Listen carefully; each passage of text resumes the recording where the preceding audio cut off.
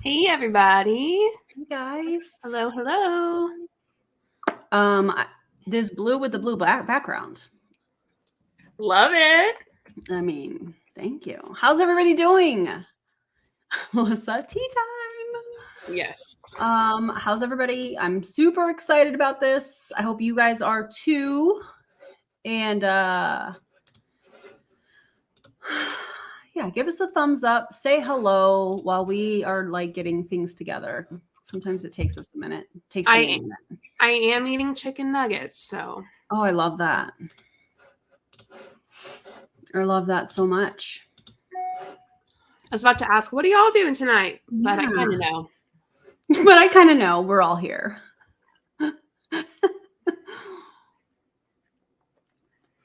Yeah, how many of you were on Prove It's training event? Training event. Yeah. We're going to go ahead and get started here in a second. I've got the video all queued up and ready to go. Have I watched it? No. I wanted an authentic live reaction. And we're going to watch the whole video because we don't do any splicing here, as Jessie would like to say. Yeah, we don't do any splicing. So let's do something fun.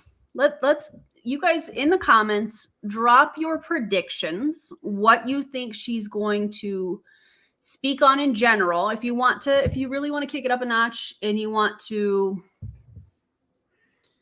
guess what she's going to say about me, that's cool too. Just, let us know in the comments. Julie Joe, what do you think she's going to say?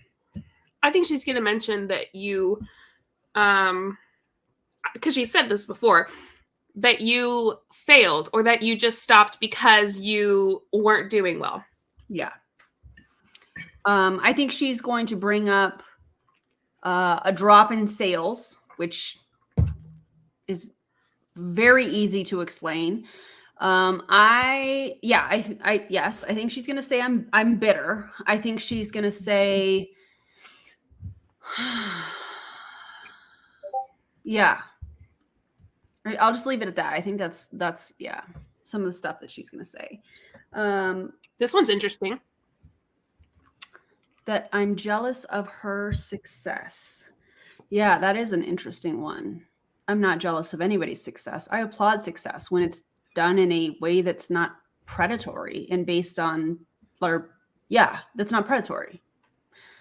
Yeah, that I'm an unhappy person. Do I look unhappy, you guys? No, but that hair's looking real good. Oh, thanks, friend. I redid it today. Yeah. You're the one not doing well. Yep. I think she's definitely going to say that. That I didn't work hard. Yeah. Hey, everybody. That you couldn't cut it. I love all these comments, you guys. Yeah, I think she's definitely going to say all of that. None of which is accurate at all. That I'm spewing lies and misinformation. She's going to have zero. She's going to have zero idea as to how you were doing while you had COVID and how she's so taken aback while you left. Yes. Yeah. Really? Hey. Yeah. Thank you. I appreciate you. I just redid it today and I don't know. I've been putting it off. You know how you procrastinate little things? I've been procrastinating hair and makeup. Oh my God, Tara. That comment that I didn't prove it. Yeah, these are all fabulous. Oops. Why did I just click on Chelsea's video? Okay. If you would, before we get started, if you could give the video a thumbs up if you haven't already, and drop your commentary just like you guys are doing throughout. I feel like I needed to take a deep breath. Yeah, I mean, I don't blame you. I finished all my finals and I passed the semester. Yep. And I'm super proud of you, friend. Super proud of you. Yay! I'm so excited. It was a hard week. We barely spoke. I know, it's weird. I don't like that, but I understand because it's finals. Like, we know how finals week is for you. Yeah. You know? It was either studying or sleeping. Yeah, and that's fine. And I know that we'll talk when when we talk, and that's okay. So yay, she's done. Now you get to talk to her all the time. We FaceTime Yes. like I love that about about our friendship, because like if I don't text you all day, you know there's like a reason. Like it's absolutely. Yeah. Absolutely. All right. Are we ready, everybody? If you want to share it, share it. If you don't, that's cool too. You know, do you. We appreciate you being here. We appreciate the comments. We appreciate the thumbs up. We appreciate all of that stuff. So without further ado, let's... It's Jessie Lee. You can call me Boss Lee. And like, I don't even know exactly what to say, but I feel like I have so many morning thoughts. And I made a story where I said, I don't know where I need to put this. I probably need to find a film crew again and do a vlog or something like that, just in general with my thoughts and what actually goes on in my day, etc., etc. It would actually be a good idea to probably get a vlogger while I move into the penthouse and do all this crazy stuff. But hey, Colleen, if y'all have not checked out my interview, Colleen interviewed me and we had a conversation that was unbelievably strong. But I have like a lot of stuff I feel like I need to say. And so I don't know what's going to come out of my mouth. And so that might sound strange because I feel like a lot of the times I know exactly what I want to say, exactly what my outcomes are when I come live. And I don't have that right now. So I feel good. Energy is a little strange, but I have been reflecting on that this morning around what that has to do with. And so maybe you guys can relate to anything I'm going to say, and then maybe you're not. I don't know. But we'll kind of see what comes out. So the first thing I will say is I was reflecting this morning because I feel like there's this different energy going on. I don't know if you guys feel that. I don't know if that's just me. You can let me know below. Good morning, Teresa, Brenda, Pam. She sounds oddly defeated. Like there's something that's very off. Was this after we did last Saturday's live? Yes, I believe it was. Where we showed her numbers dropping? I believe it was. Okay. Interesting. Yeah. I love how she thinks that live with Colleen was unbelievably strong. Yeah, oh, unbelievable. I commented, I said, strong, LOL. Well, and here's the deal. Like, I don't like to hate on that kind. I don't want to hate. I don't want to make fun of. I don't want to do that. But the fact of the matter is, there were so many lies, so many contradictions, a lot of hypocrisy that we all in the anti-MLM atmosphere called out. Yeah. It was so easy to just go, boop, stop. All right, let's talk about this. Yeah. Debunk, debunk, debunk. It was so easy to do. Yes. Yeah, because we have the information and the facts and the numbers and all of that stuff. Whereas on their live, there were 0 numbers shared. There was just opinions, which is fine. Use your platform, share your opinions. I love that. But debunking involves sharing facts and statistics and data, and none of that was shared. So I don't know how it was unbelievably strong, but I applaud the effort. So LOL, Kayla. Yeah, I'm not sure on that one. All right, let's keep going. Morgan, Teresa, Andrea, Ann, Joanne, Lindsay, all of you guys. What's going on? Hey, Cheryl. Hey, Lacey. Hey, everybody. So, and I was reflecting on it this morning, and I realized that this 90-day run, I've been in a 90-day business run since January 3rd, and it is pushing me in a lot of different ways. I'm always very consistent. As maybe you've noticed, Eric Worre always jokes around. He's like, you've never not ran. He's like, you've always been a runner. All you have is running going on. I've never been the kind of person who can do what you do, Jessie Lee. You just go. And I don't know how you're going to crank it up over 90 days, but you're going to. And I've figured it out. I've definitely figured it out. I've been putting out way more content. I've been ridiculous. I mean, I'm always consistent, but this is sort of like a next level. And I'm just trying to constantly stretch. And as the calendar, as you start to get in a routine in your calendar, almost the only way I can describe it, one of the dog walkers is here, by the way, if Kumba starts going nuts. When time compresses, is I keep finding more. Kumba, hey. I probably should have waited, but they're an hour and a half late. Not awesome. Time compresses and you find more time in order to... Kumba. Let's pause this. So I was incorrect. I apologize. This live was from the morning of our live that we did last Saturday. So Douche checked the group text. I think she meant to say double checked, but that's okay. We love you, Julie. Kumba. How you boys doing? You good? Kumba. I know. Wookie's over here snacking, so she'll come. Here she is. How you guys doing? You guys good? Yeah, you staying warm? Good. You gotta stay warm. It's cold out there. Yeah? You're like Spider-Man today. I love it, dude.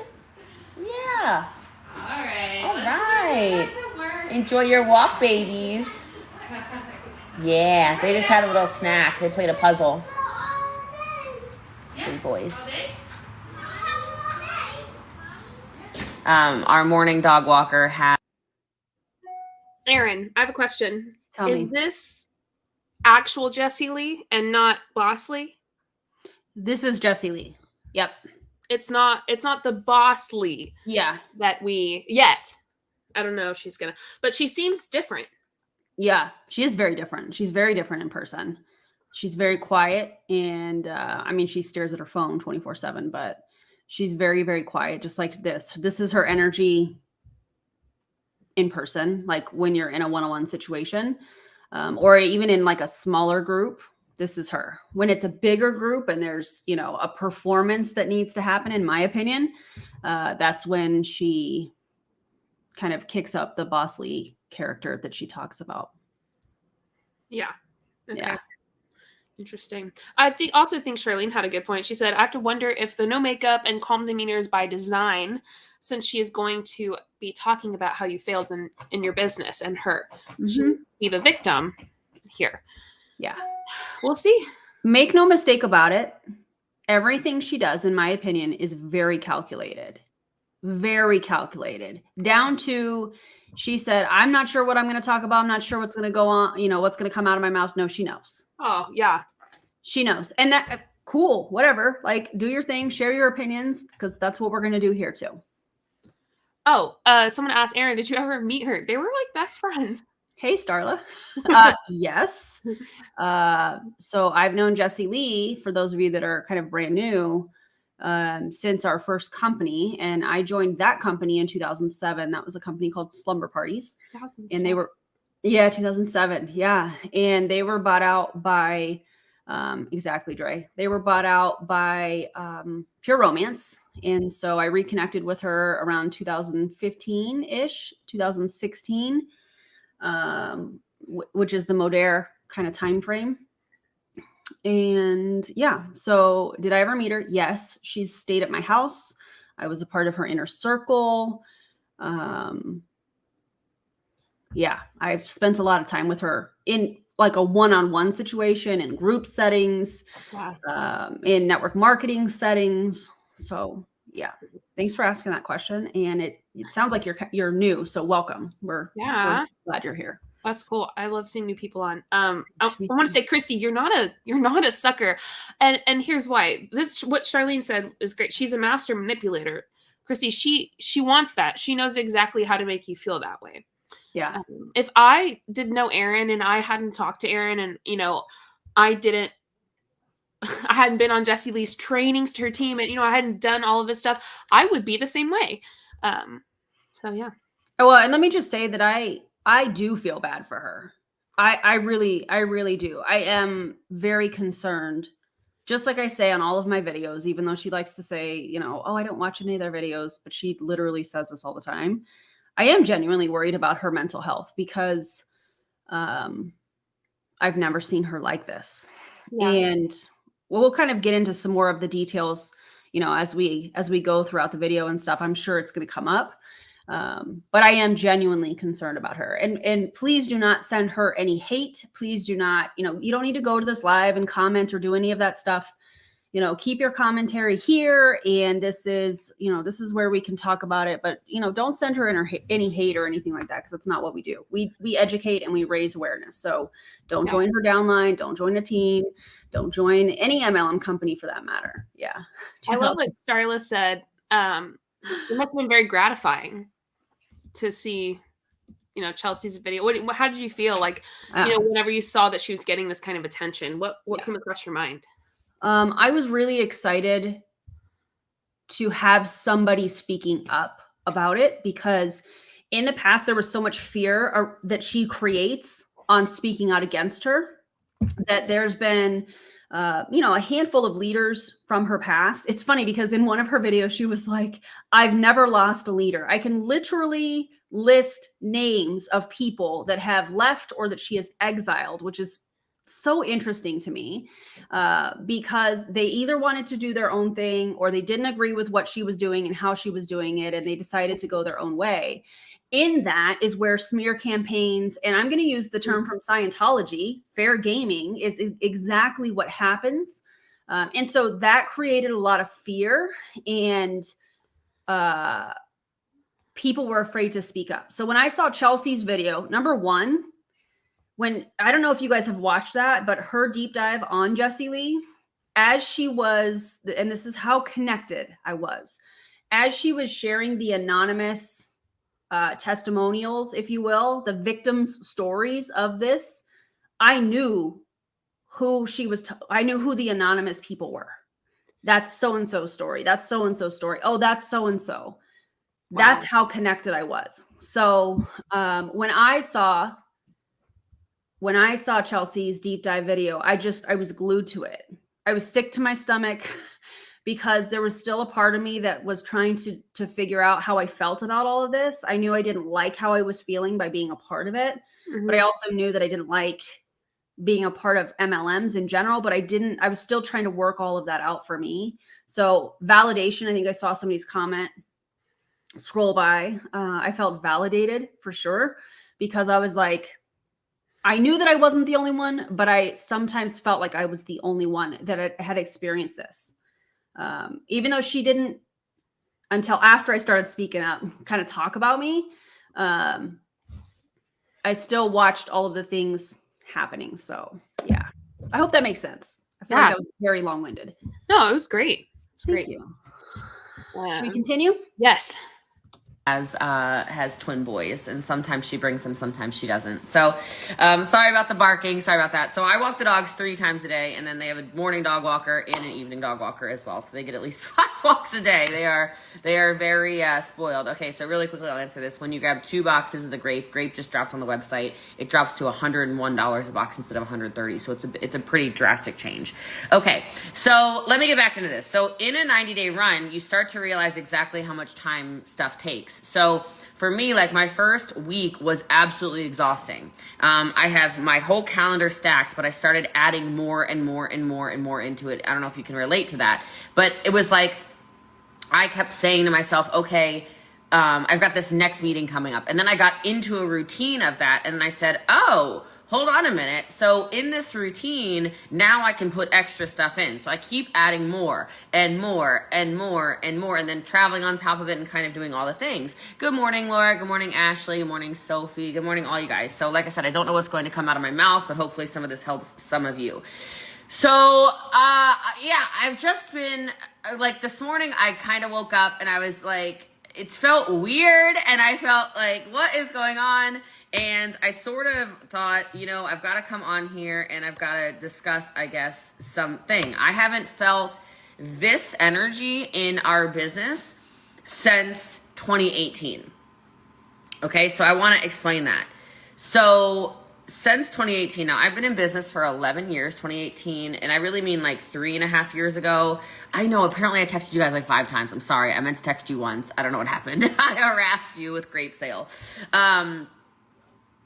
There's like this fresh energy in the air, and I know it's created from the 90-day run, but also it's almost like I'm in this emotional state. I don't know if that's exhaustion or whatever kicking in as well, like good exhaustion, but I just wanted to talk about it because I actually ended up messaging the 3 people who are about to have massive promotions. So today we will have somebody who hits 250K rank 8, which is, so there's only 10 ranks in the company, and so 8 is a big deal. And then we'll have 2 hit rank 700K today. And we had, and on top of that, here's the cool. Okay, I just have to do this really quickly. I hope it's okay. Ash, I love you. Yeah, she said that a lot. Okay, I just needed to do that for a minute. Cool thing, and this is maybe why I'm emotional about it. You can't win in business and you can't win in life if you're not helping other people. I don't know who needs to write that down. Nobody. And in 2018, we've stayed growing for the entire time I've been in business. But in 2018 was one of our explosion years because I joined the company in 2017. And so at the end of 2017, so 2018 was really when we went boom rank. Let's see. Yeah, I was rank 8. So it was like, no, boom rank 8, boom rank 9, boom rank 10. It was like this explosion. And so inside of me having the achievement of these very high titles, there were so many people who were earning their cars. And there were so many people making $500 a month. And there were so many people making more income than they ever had before. And that to me makes me feel completely different than me ever making money well. There comes a point where I feel like you shift from, okay, I'm working really hard and now I'm able to pay my bills, into this legacy driven, impact more than anything driven human. And if you're still in the grind of you're still trying to save yourself, maybe you haven't experienced that yet. But I will tell you, it changes you here. Like you feel it or at least I feel it in my chest, which is why I said I just really need to get on my video probably and just talk to you guys about this, talk you through this, because this is some deep stuff. So that was when a lot of growth was happening. There were a bunch of people who had never succeeded, who earned cars, like I said, who made a couple $1,000s a month, who earned a couple $100s a month. And I'm seeing that now. And it's this compounding of 90 days. I guess we're somewhere in day 50 something. I don't know what day it is. But we're somewhere in this 50, I don't know, you guys probably know what day of the freaking 90-day run is it? I have no idea. We're in this run, and I'm seeing people who have never won before, that have been on the team for years, mind you, okay? Some of these people for years, making, not only hitting core rank, but hitting core rank and then going way past it. You know, hitting $500, you know, a $500. I have to pause it because I want to address this comment from Nicole. I feel like she just wants a rank 10 under her so she can promote. She can't promote to the highest rank in the company until she has a rank 10 under her. And she has some of these top leaders, even though there was some that promoted in the last month, there are a lot of these top leaders or part of her, some of them are part of her inner circle that are not maintaining their rank. We went through it on the live last Saturday. We went all the way back to last January and went through the Empire numbers. And so we know, well, I shouldn't say that. In my opinion, I think the reason that she is so frustrated and the reason that she is doing all of these things is, one, she, in my opinion, is trying to stay relevant. Mm-hmm. And she's trying to recruit people using different methods. That's why we're seeing so many like different wild things, because she's trying to recruit different people and she's trying to figure out what's going to draw people in, because we have seen that her engagement is dropping. We have seen, all of these things. And I think she's just trying to get in front of new people to try and recruit to move up. Yep. Cash bonus that takes a whole month usually. On like the 12th of the month, they've never done it before. And now they're still running to close out the month. I've never seen and it makes me so emotional because I do this book club, we do book club every single night, and I see these people that are the most plugged in are the people who are winning. That's not accurate according to your numbers, actually. Because her biggest leg, I'm not going to say her name because I respect her privacy and all of that. Her biggest leg is somebody that, in my opinion, is no longer working with her. Yep. And that's not my story to tell. That's her story to tell. And when and if she decides to tell that story, that's awesome. But I'm going to respect situationship, if you will, with all of that. But her top leg is somebody that doesn't work with her. And last night, I turned the call over to Leah, who's actually watching this. So Leah's a great example. Leah's been with me for how many years now, Leah? Like 4 and some odd years or whatever. Leah's been with me for a minute. And Leah was like pretty consistent. Leah was like, chugging away. Took her, she said, years and years and years, the whole time she joined Facebook to get to 5,000 followers. And then 90-day run clicks. Leah goes next level, also gets pregnant. I'm so excited for this baby. Oh my God, I feel like it's partially my child, even though it's clearly not. I don't feel like it's my child, but I'm really excited for this baby. Why the hell does she do that to everyone who gets pregnant in her downline? She didn't do that to my kids. Yeah, I'll tell you that right now. There's this. Well, I mean, were you pregnant whenever you met her? No. Okay. So you already had Gavin? Yeah. Okay. Yeah, because when we moved here in 2015, he was getting ready to turn 3. Okay, yeah. Yeah, it's like anyone in her downline who becomes pregnant, she's like, I feel like it's partly mine. No. I feel like that's my son or my daughter. It's this weird ownership thing that she has with the person below her. Like, no. No part of that child is yours. Definitely didn't do it. Nikki had like a horrible pregnancy. And yeah, that didn't happen. But Nikki wasn't a top seller. And Nikki, I know Nikki doesn't mind me saying this. Like, she wasn't a top seller. So of course Jessie Lee's not gonna, attach. Yeah.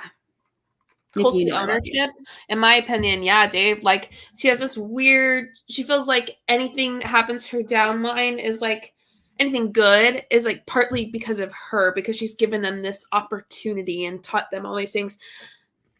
I'm sorry, no. Absolutely not. Yeah.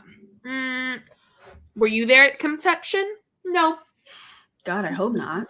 I hope not. Yeah. Yeah, absolutely. I'm very emotionally invested in this child. Now I'm crying on the live video. Yeah, this is great. Okay, so, damn it. I hate when I cry on live. I don't hate when I cry on. I'm sorry. I'm pausing this again, but all I see is pain. Absolutely. I was just about to say, it just seems like she's really struggling. I'm just gonna tell you guys this right now. It sucks because I see her pain, and that makes me sad for her. That makes me this is hard for me to watch because I'm a person I am a very sensitive person, and I'm a very empathetic person. And I don't want to allege why I think she's emotional from that statement, but I think you guys can probably guess why she might be emotional from that statement. Yeah. Like, I don't cry when my friends tell me they're pregnant. Like, I get excited and I'm happy for them, but like I don't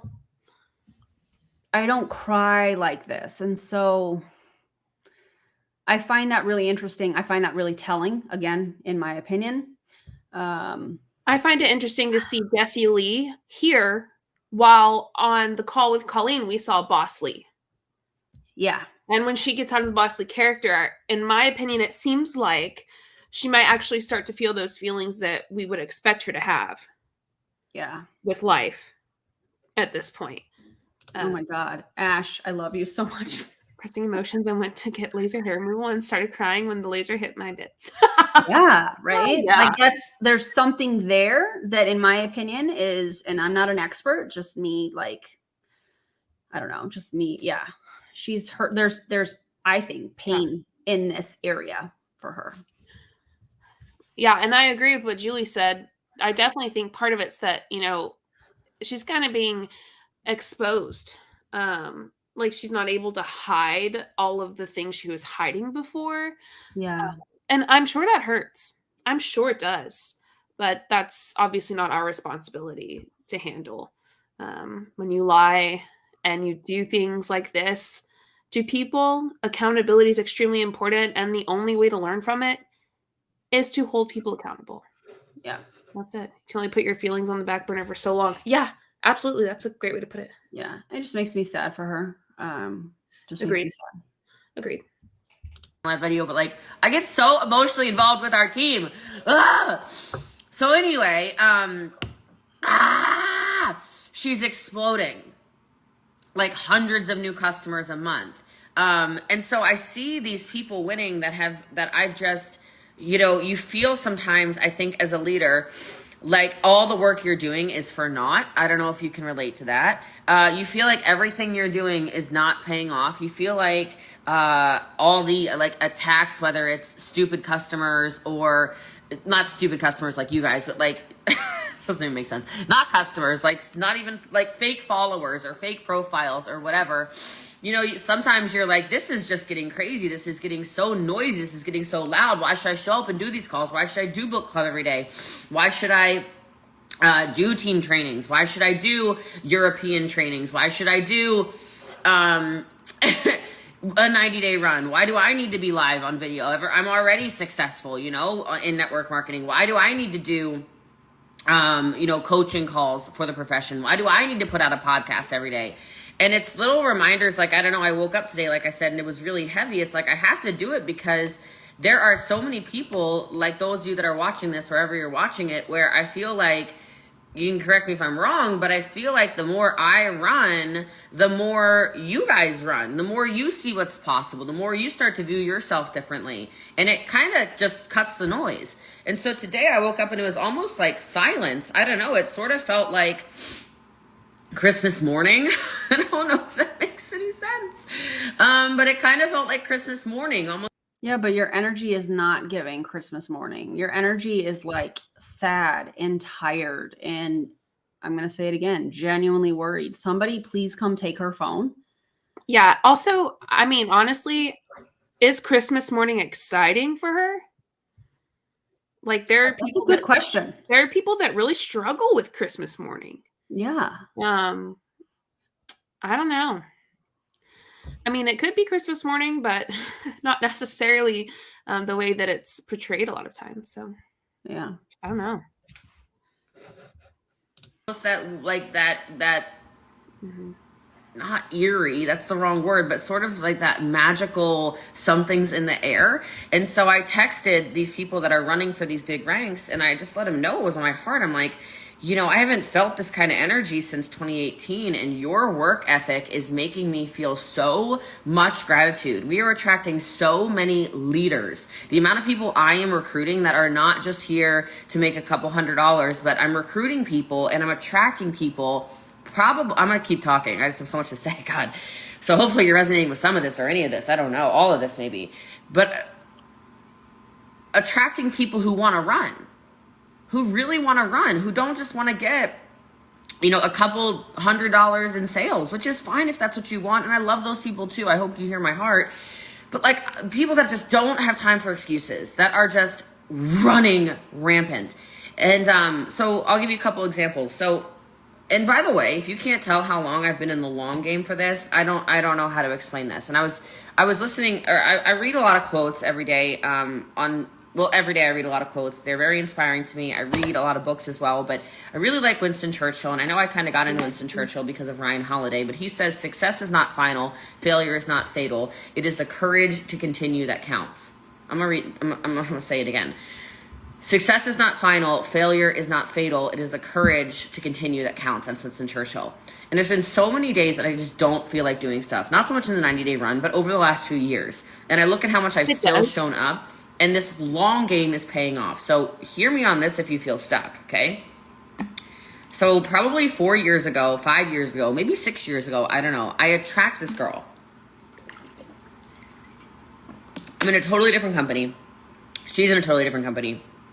She was actually top in, I'll just tell you, she was top in unique, okay? So she was like a black status, something, whatever, okay? And I attracted her, meaning like attracted her to my social media. I don't actually mean in business. I never recruited her, okay? So I attracted her to my business, just like many of you maybe who are top leaders who watch me, etc. Okay, and she's like, oh my gosh, you're just doing it differently. It's so nice to see somebody who, at the time, I guess I had colored hair. She had colored hair, whatever. And she's like, it's just nice to see somebody who just does stuff differently, is obviously living very authentically. through their social media. You clearly trigger some people, but like, I just love what you do. I want to be your friend, basically was what she said 6 years ago, 5 years ago. And I never pressured anything. I don't believe she ever bought anything from my first network marketing company. But then when I joined the company I'm with now, she became a customer. So she became a customer, and I just kept playing the long game, kept playing the long game, kept playing the long game. And she probably bought $10,000 worth of ketones just as a customer, okay?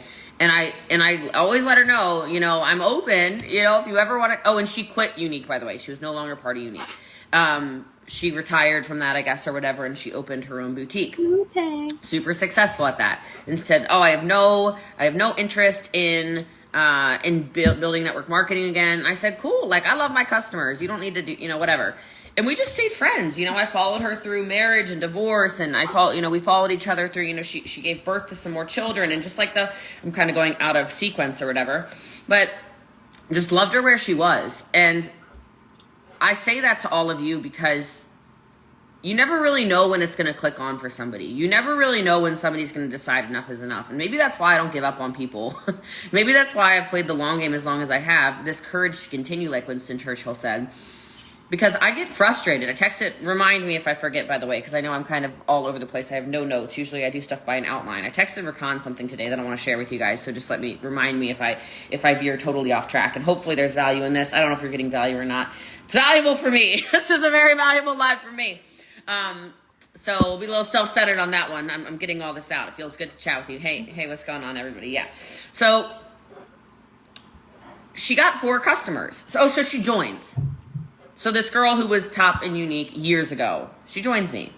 And I'll tell you, I was a little like, wow, okay, cool. That's really exciting. But she texted me very deliberately, I don't want to build a team. I just want to, you know, I drink all these ketones. I'm obsessed with them. I lose so much fat when I drink them. I have to have them. I've lost myself. I need the better mood. I said, cool. She goes, I'll randomly refer people. I said, cool. You know, like, I love you where you are. Like, let's go. You have a very successful other business. Obviously, I have multiple successful businesses too. So I know what it's like when you're kind of trying to be pushed and pulled in 1,000 different directions. And she said, but she got 4 customers. So I tagged her on a leaderboard. This is a couple days ago. I tagged her on a leaderboard for getting 4 customers. And because that's what I do. I post leaderboards all the time. If you're on our team, I want everybody to be seen. So I tag her, and she texts me, and she goes, oh, no. No, see, no. I'm like, what? Because on the leaderboard, if you have 4 customers, you're nowhere near the top, okay? Like, you're on the leaderboard, but you're, I don't know, hundreds down. And I relate to her a lot because I know what it's like to have a competitive nature. If you're a competitor, you probably know what happened next. So she looked at the leaderboard where I just tagged her for having, 4 customers, and she hit MVP, which is exciting. That's core rank. So she got her $500 cash bonus and didn't even have to try because, 4 customers. And then yesterday she texted me a screenshot and she goes, I don't know, I just decided I want to be at the top of these leaderboards. So I have 60 customers. I got 60 customers today. And I'm like, she did. She screenshot the back of her office. She goes, all right, I got 60 customers. And now I'm going to go look at these girls I'm looking at these girls that are at the top. Looks like they're doing some food stuff. That's fine. I'm not going to cook food, but I'm going to figure out how to cook food. And I only share that because sometimes guys, she is a red. Yes. Reds are actual reds are competitors. There are people who claim to be red. If you're red, you will actually compete. I don't have to say nothing to you. Okay. You will go freaking balls to the walnuts. Okay. So I just started laughing because I'm like, you guys, I don't know if you know what it's like, but I play the long game and will continue to play the long game for my entire life. Okay? And it feels really good to know that I never pressured her. And I'm going to use another example too. And I never I never shoved her past her limits. I would drop little things to her, like, you'd be really good at this, but I'm not going to, whatever. I would say these little things to her for 5-6 years now, or, she would reach out to me. I would just say to her, yeah, absolutely. When you're ready, I'm here. When you're ready, I'm here. Okay, so I'm super empathetic and my chest is so heavy. Yeah. Like, I feel like I'm feeling part of what she's feeling, and I can barely breathe. Like, my chest is so heavy. Yeah. It's, I mean, so sad just to hear her talk about it. Yep. Like, if this is Jessie Lee, that's showing me what I need to know. Yeah. Yep. I don't have anything to add to that. When you're ready, I'm here. And then her name's Amanda. You can look at her on I'll post the leaderboard again. And it's here. And so I think that's a lot of this energy. I didn't mean to cry on live, but like, I just want to say to those of you who feel like your business is not where you want it to be. A, my business is nowhere I want it to be. B, I recruited a lot of the wrong people for a really long time, and I will still recruit a lot of the wrong people for a long time, okay? And that's okay, because you meet people where they are, and there are different reasons why people in your business. There's people who will be super analytical, and they will help you build an organized organization. And you will have fun people who will bring in the culture and the energy, and they'll exhaust me. Like, my best friend is Courtney, okay, who makes a shitload of money, okay? I didn't mean to cuss, but whatever. Like, she does. And she was poor as hell, but we've gotten you very far. She's blue as hell, man. Like, she's the fun one. I'm not the fun friend. I'm not the fun friend. I'm never going to be the fun friend. All right? Like, it's just not going to be me. And then you need the yellows who are mush balls, okay? Like, that's me. Clearly, if I'm crying on live video, I've got the mush and I've got the competitor in me, okay? But I say all this to you because I felt, all right, here's the recon thing. No one told me to bring it up, but I'm going to bring it up. I was texting in today because I was crying earlier, too, before I came on live video. Guys, there have been so many leaders in this profession and in the world in general who have passed me up because I couldn't offer them a deal in the company I'm part of, okay? And here's what I mean by that. In network marketing, this is very true, okay?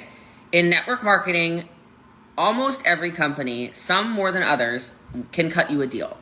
So if you are a leader in the network marketing space, it's almost like the NFL or the NHL or baseball or any sport, okay? It's almost like a sport where if you're top talent, you will get, quite frankly, scouted, okay?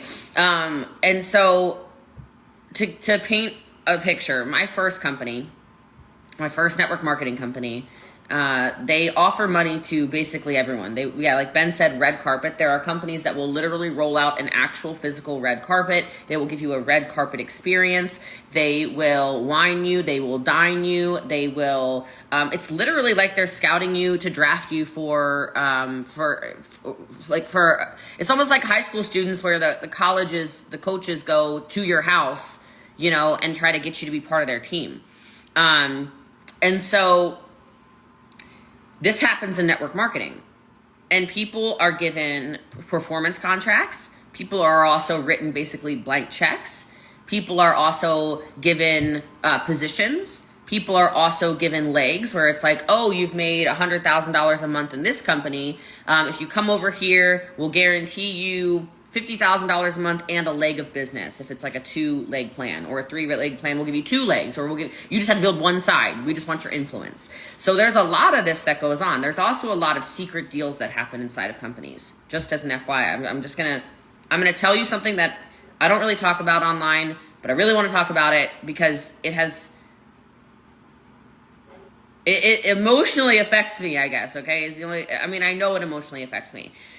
And so coming full circle today, like I said, we're having 3 massive promotions today. A 250K rank 8 and 200K rank 7s are all breaking today. And so it's really emotional for me that we've built it from the ground up, literally from nothing. We have had no influencers. We have built this thing from very normal people who needed to be taught how to brand, which we're very good at teaching, need to be taught how to sell, which I'm very good at teaching, recruiting that I'm very good at teaching, etc., etc. So we take bare bones people that are hungry as hell and coachable, and we just run them up. So this happens. And I will tell you, when I went from my party plan company into my first network marketing company, it was very loud. I came back from a tour of the company I actually ended up joining, where it was the kind of red carpet experience. I did not take any money from that company, just out of total transparency. If anyone's ever said anything to you about me, as an FYI, I'll look you right in the eyeball. I can't look, there's too many cameras, but I'm trying to look you in the eyeballs. I have never taken a cash deal. I have never signed a performance contract. I have never gotten a leg in business. I have never had a recruit placed. Everything you have ever seen me do, I, Jessie Lee Ward, have built from the ground up. Is that right, Erin? A recruit place? Yeah, I'm a little iffy on. I think that's a pretty bold statement, and I'm not really sure that's 100% accurate, in my opinion. Oh, hold on. I'm trying to do something. Did you just screenshot that? I love that. Yeah, hold on. I see what you're doing, and I like it. It's awesome. Okay. Starla. I mean, do I have access to her back office where I can see that? No, absolutely not. But have I heard some things? I think a lot of us have. And I'll just maybe just leave it at that, because I don't want to speak on something that I'm not 100% sure is factual. Yeah. Period.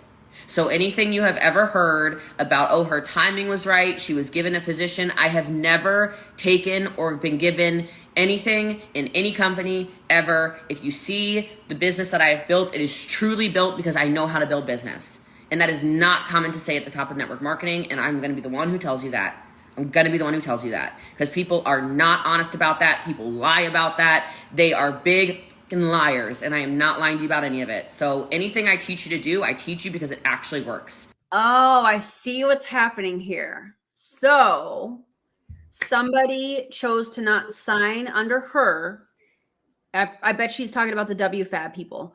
Chose not to sign up under her because they wanted a deal, which cool, whatever. If that is your thing and you want a deal, and do your thing.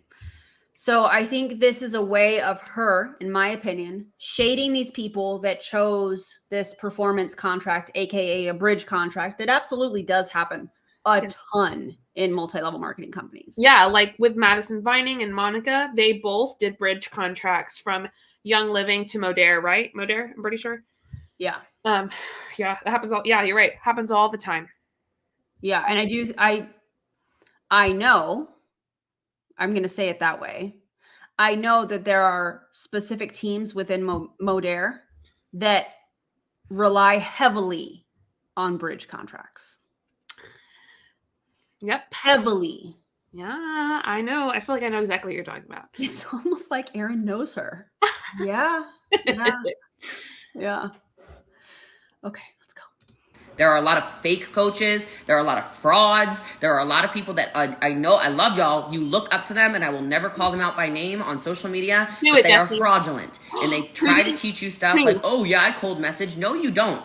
No, she'll just put it a passive aggressively in her stories, and then like passive aggressively, post about them, make TikToks about them without mentioning their name, because that is her style. Who do you think it is?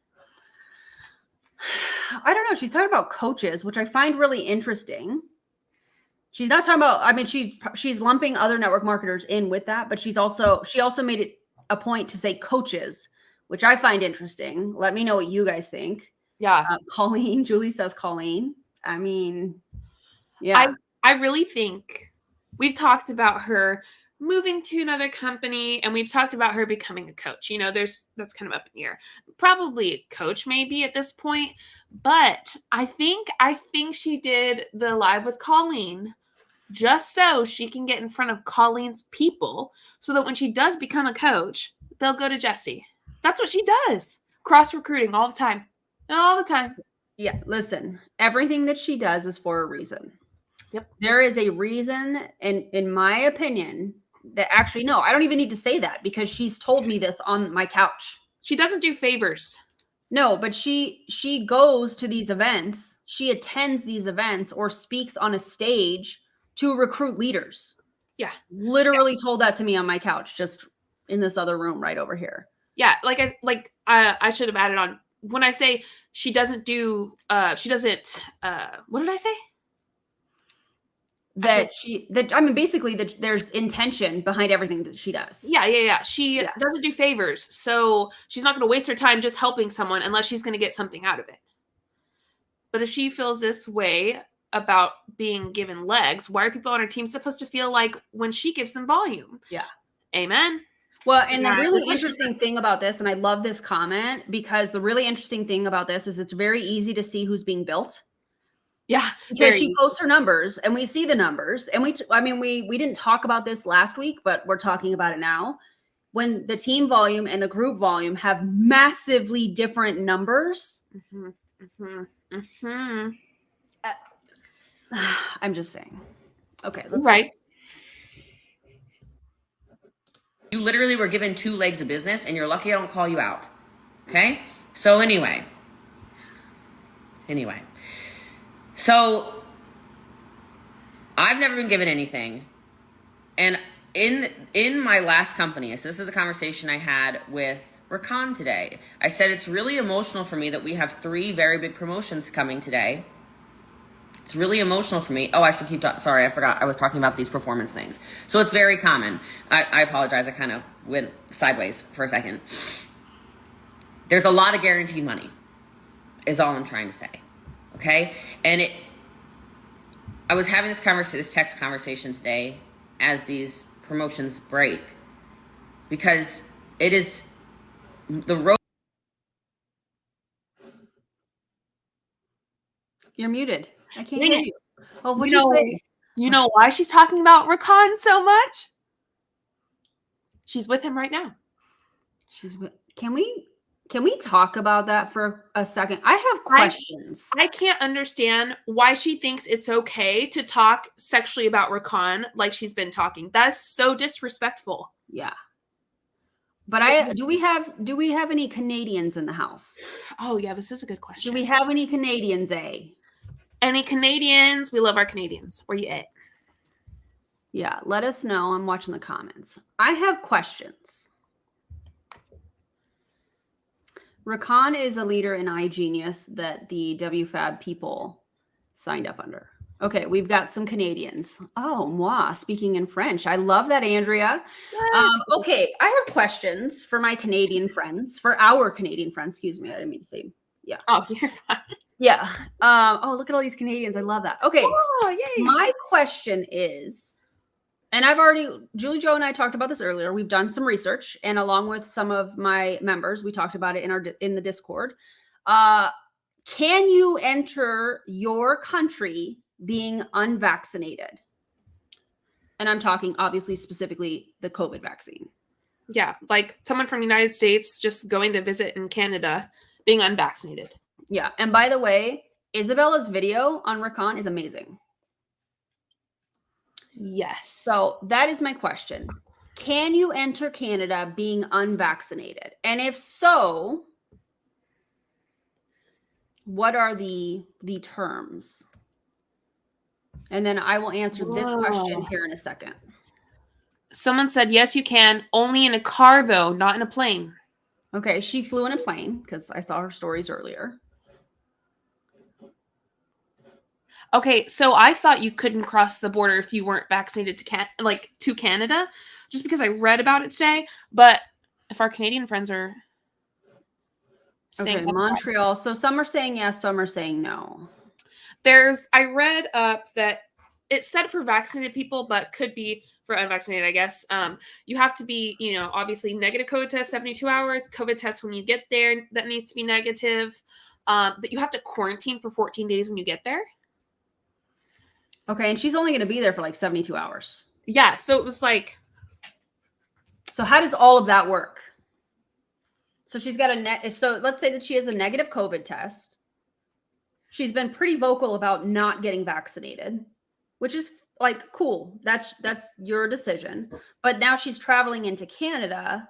So negative COVID test. And according to the website, the Canadian website, I don't remember what it was, Julie Joe, but it said a 14-day quarantine period. But how is that going to work if she's only going to be there for 3 days? I'm getting a lot of you can't travel by air if you're not quarantined. Someone mentioned that she might have traveled to a city close to the Canadian border. She's in Toronto. And crossed by car.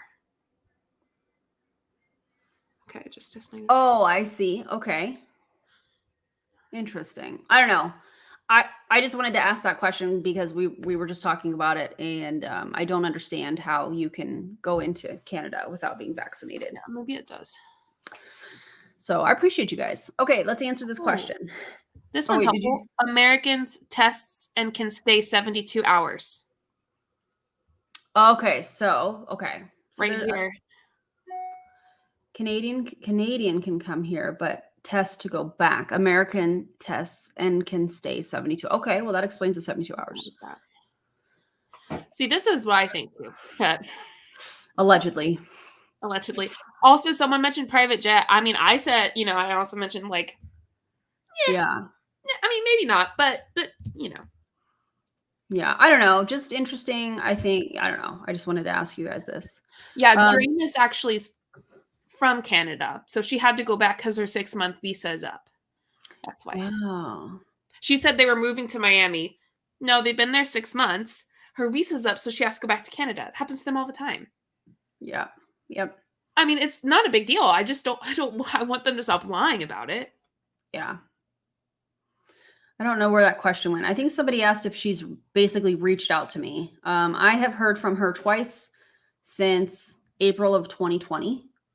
The first time was in April of 2020, and it was after I had left all of the chats, all of the groups. I just removed myself from everything and said, no, thank you. And she sent me a text that night. So I left in the morning. I remember this very clearly. I remember this very clearly. I sat up in the morning and I was like, I'm done with all of this. And when I say all of this, I mean like all of the empire things. I was like, I don't want to participate in any of this anymore. At that time, I wanted to do my own thing with our team. And so I ended up leaving everything. And I got a text message later that night that said something like, I don't know what happened, but just know that I'll love you always, or I love you always, or something like that. And I didn't respond. I didn't get any phone calls, nothing. So the last time that I heard from her was we had a team member, Randy, that passed from COVID, and she reached out, and it was like 2 different people. I did a TikTok on it because I was like, this is so wild. The first part of the text was something tragic has happened. You deserve to know. And I was like, wow, that's so nice. And then like the second part was like, when you are mature enough and can have a conversation, call me. And I'm like, ew, no. Like, is it because she tried to call you and you didn't answer? Yeah, she tried to call me, but I don't have her number saved in my phone. I deleted that because why would I need that? Anyways, so when the number came through, it came through as Charles Ward, and I don't know who that is. And I mean, I don't answer the phone anyways, typically. I just don't. Let me know if you guys are the same way. But yeah, so I didn't answer, and then I got a text message. I had already found out about our friend, and I was already informed about that. I don't know why she felt like she was the only source of information. I think that, in my opinion, she was using it to try and manipulate into a conversation with me over the phone, which is not going to happen because I have boundaries. So those are the only 2 times I've heard from her. So, yeah. I can't believe she did that to you. Yeah. Well, I mean, I'm not surprised. As of 2:15, you need to be what did that say? Oh, it says as of 2:15, you need to be vaccinated and have a negative test within the last 72 hours. They say they are still on level 4. So she has to be vaccinated. Maybe. Yeah, I mean, probably. I mean, it goes back to that. Who knows? So, I mean, I saw that too, but Charles, I don't think. I mean, her dad's name is Dennis. I do know that. Charles Ward. That's interesting. Yeah. What's her ex-husband's name? Her ex-husband was Shane. That's weird. I'm just telling all the things. All right, let's keep moving. The road I am taking is very frustrating. Okay? The road I am taking is the long game. The road I am taking is the foundationally built business with real customers, real recruits, and real people. And it's the harder road. I just want to be honest with you. But it's also the most stable road. So if you look at people whose lifestyles maybe pop off for a while and then like their checks clearly drastically drop and they don't have sustainable business, there's a reason why my lifestyle is wildly sustainable. She's not dating Rakan. It's because my business is wildly sustainable. And so I'm not going to name names, but it is a difficult road. It is difficult, the amount of network marketing leaders who are ready to leave their company for a better opportunity, which I understand when this happens. And they message me and they say, so just so you know, you're at the top of my list because I love your leadership. I love your systems. I love your coaching. I love the value you give. I love all this stuff about you. But I'm choosing between you and I'm choosing between this and this. And as soon as they say it, I'm like, motherfucker. Like sometimes, well, I get excited. I get happy. I'm excited because I mean, obviously that's the. I forgot Kumba Charles. Who that? Charles Ward is who called me. Kumba Charles. It's with a K actually, but. Who is that? Her dog.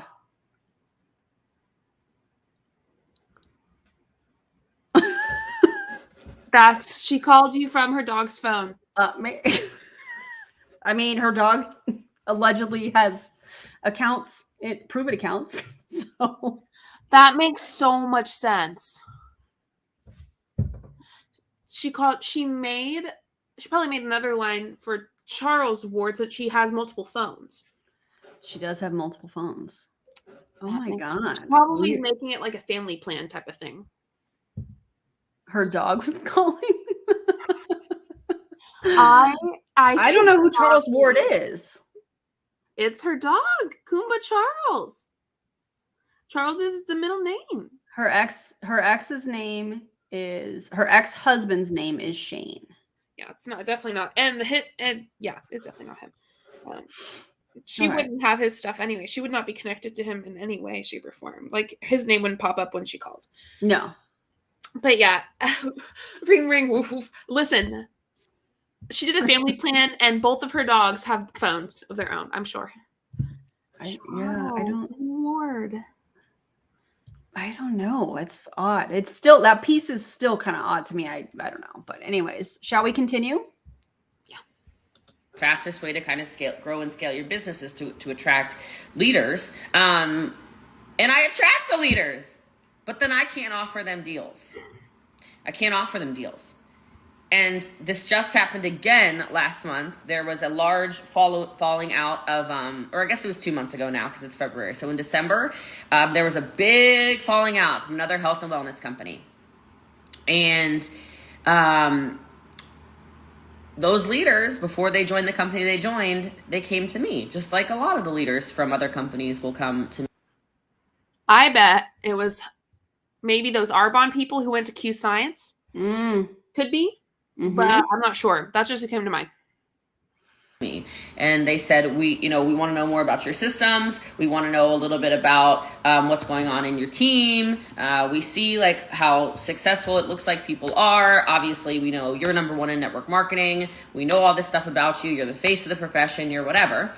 I'll bet $10. And I'm like, yeah, sure. So I have these conversations. This happens often. It's just that it was a very big thing that happened 2 months ago. And they took the cash. It happens constantly. It happens constantly. Does anybody else see the pain in this? Yeah. One thing that I know about her, just, and again, this is just based on my opinion, is rejection of any kind she cannot handle.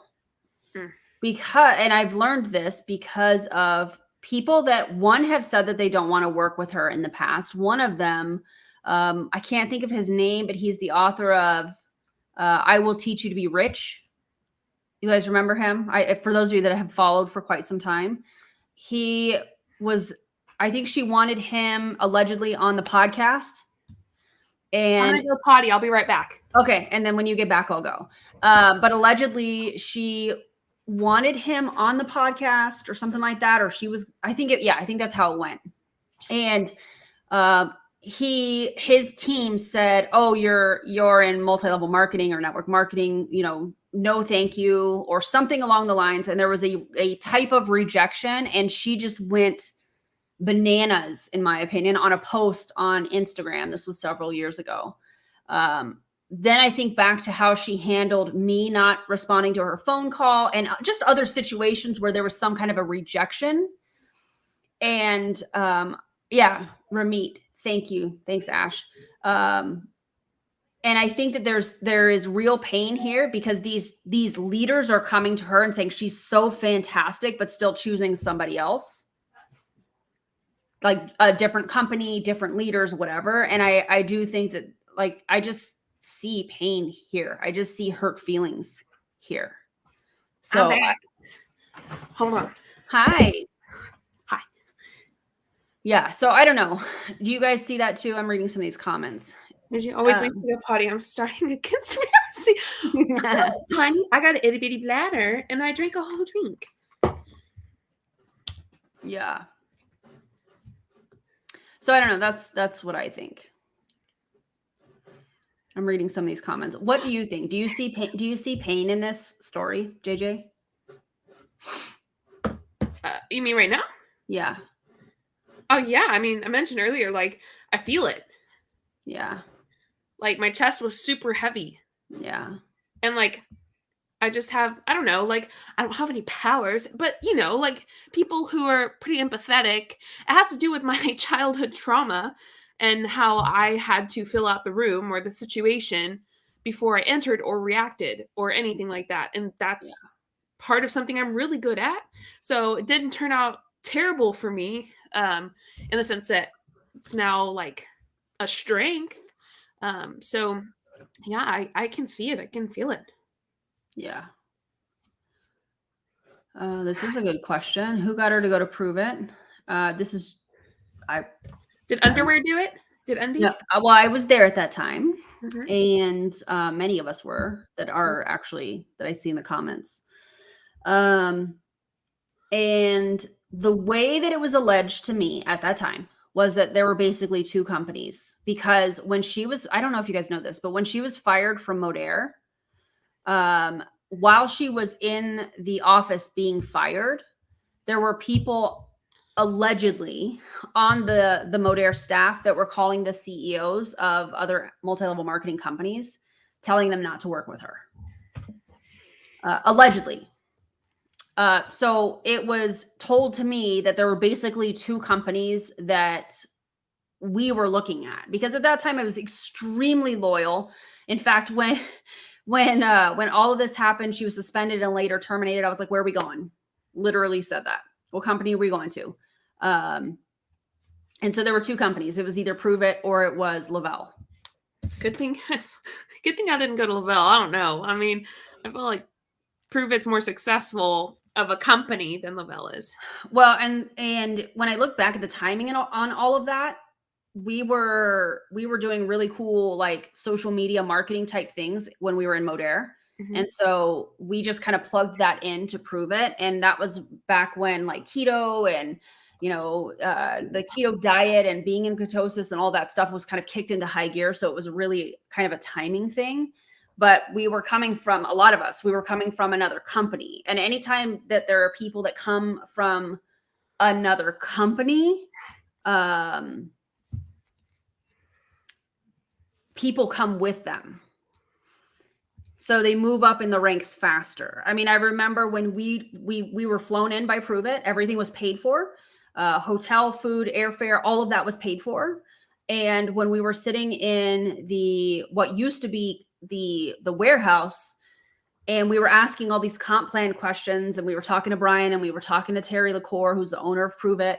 And then we went and did like indoor skydiving and different things like that. And when we were sitting kind of I remember this very clearly, when we were sitting in that room and everybody was like, they threw out some free product and some swag, and like some of these people in that room were like diving on the table to grab free swag. And I remember sitting there like, like, there's enough for everybody. What are y'all doing? Y'all are acting like a bunch of kids. Like, it was so weird to me. Wow. And then people were joining. Like it was this, because they were all coming from Modair and previous companies, in my opinion. And so she made Champ like that because of the kit buying. Yeah. So I don't know. I feel like I kind of went off on a tangent, but I think that timeline is going to be really important when we're talking about some of the stuff that we're going to hear that's been alleged to me from some of you. So anyways. And so it gets really like I'm human. So I get the hell yeah to the hell yes, hell yeah, over and over and over and over and over again. Like if you see. Sorry, I had to pause this too. Yeah. The Facebook groups that we created. There are documents. There are all kinds of stuff. I don't know if they've deleted it because I've obviously been out of those groups for many, many years. I remember very clearly I was sitting up in what used to be my office here in my house, and the groups were created, and we were like, what do we need? What do we need? And I'm not somebody, I have the ability to focus on details. It just takes a lot of work and brain power for me to get focused on those details. And I started putting together documents and just very specific detail-oriented type stuff, which is funny because she used to always say that I was a blue personality and, you know, Erin, you're the fun one. And I'm like, why are you like, just, yeah, I'm creative, but everybody has, creativity with certain things. But anyways, so exactly what Ash said, I'm getting sidetracked, but the groups that they're using to this day were created by many of the people that have been exiled or chose to leave and then were exiled, smear campaigns, fair gaming, all of that stuff. Yes. Yep. I just needed to highlight that. Leaders join another company and all of a sudden they have huge success stories, and you're judging yourself because you're looking at their success and thinking, oh my God, how did they do it so quickly? So often it's because they were given stuff that they never talk about. I just want to be honest with you. And when I joined my company that I joined, my first conversation when I sat down in Texas, again, I didn't know what was going to come out. Okay, so I don't know if I'm spilling a ton of tea unintentionally or whatever. I don't mean to. I mean, maybe I mean to. I don't know. But when I joined my company, the company I'm currently with, right? So I'm Prove It, obviously, right? So when I flew here from Vegas, the company that I'm currently with. She had to push the name Prove It right out of her mouth super hard. This is fascinating. It is quite fascinating. And I sat down with two of the owners and Lisa and Curtis. One of my first questions to our CEO as he sat next to me is I said, do you do contracts? Like, will you give me a performance contract? Because I'll hit whatever numbers you need. But like I was making $200,000 a month and now I'm making none. So I would like a performance contract or tell me what I need to do to get $200,000 a month. I said, or do you do any kind of deals like upfront money? Maybe not for me, but like for my leaders, who are going to come over. Can we do contract deals for them? Whatever. And he kind of like, I think I offended him. He sort of like exorcist headed toward like the spinning of the head or whatever. And he goes, we don't do deals. If you know how to build a business, build the business. I'm like, oh my God. I was like, whoa. Wow. Okay. I was like, I was just asking. Like, I don't need a performance contract. I can build business. I was just wondering. Wait, but she just said that she asked for herself and her leaders. Yes, absolutely. I heard that correctly, right? I mean, yeah, she said it. like straight up. I mean, I don't need one, but for my leaders. But she just literally She asked for him. one herself. Okay, just making sure. Oh yeah, make the whole sure. shebang. And so, this is an Oprah quote I want to say really fast, but you define your own life. Do not let other people write your script. You define your own life. Do not let other people write your script. Again, that's why I think today is so like, because I just wanted to do it the right way. I just wanted to build network marketing the right way. I just wanted to have a business that would last the test of time. So he said no. He said nobody in this company gets a leg up. Nobody in this company has a performance contract. Nobody in this company is going to get a cash bonus. Nobody in this company, no one's going to get a leg. Nobody's going to get anything. I went, what? Damn. Okay. Wow. Okay. And in an interesting way, it made me feel really good about joining the company I was part of. But it's amazing how many people in this profession don't think like that. They go, no, I need the money now. And I mean, part of me gets that, and I'm not about to try to make an income claim because y'all know I'm not normal. But I joined on the 21st of September in 2017. In that month, whatever that is, how many days is that? 9 days? In those 9 days, I made $17,000. So from recruiting. She said, I'm not about to do an income claim. All because you say it's not one doesn't mean it's not one. Yeah. Like, why? You Stop. guys are so smart. Like joining the company I was a part of. Oh, absolutely. There's definitely a shift coming. She can't help but tell on herself. But also with Prove It. Yeah. Things are shifting. She was making $200K a month in Modere. And the reason that I know that is because she used to show that on the leadership Zooms. Oh, wow. Literally would show us her back office. She's done that also in Prove It. On leadership calls. Yeah. Makes sense. Again, I'm not normal. I'm Jessie Lee Ward, okay? But don't tell me you can build something and then you can't build it. Don't pretend you didn't sign a master distributor contract when you did. Yeah, I don't get an override on our company, though I probably should ask for one, right? I probably should, but I don't. It doesn't exist. Yeah, Jenny. Right? So I say all these things. Yes, I'm speaking at Most Powerful Women in Network Marketing. I've already been asked to speak, so go ahead and you can grab your tickets. I didn't want to let anybody write my script. I wanted to write my script. I wanted to define my own life. I wanted to be proud of everything I do. And so I guess I get frustrated in ways when people clearly, blatantly lie about me on social media, or they make these crazy videos like, oh, see, I knew it. She was given a leg. She was given I've never been given anything. And the audacity for you to come on and make some kind of videos like you live in my back office. I should show y'all my back office. Y'all will have a mental breakdown if I showed you my back office. Show us, Jessie, please. Flustered with how many recruits I have and overwhelmed with how many customers I'm talking about, I have. You would freak the hell out. I'm not going to show you because I'm pretty sure that's probably illegal. Like the FTC would probably come swarming down or something like that. But like, they will anyway. So today. Okay, wait. I have to go to the bathroom. I'll be right back. So, whatever you want to share, JJ. I'll be right back. No problemo. I want to know who she's talking about though. Like when it comes to so when they put out there that I get legs here, I get legs here.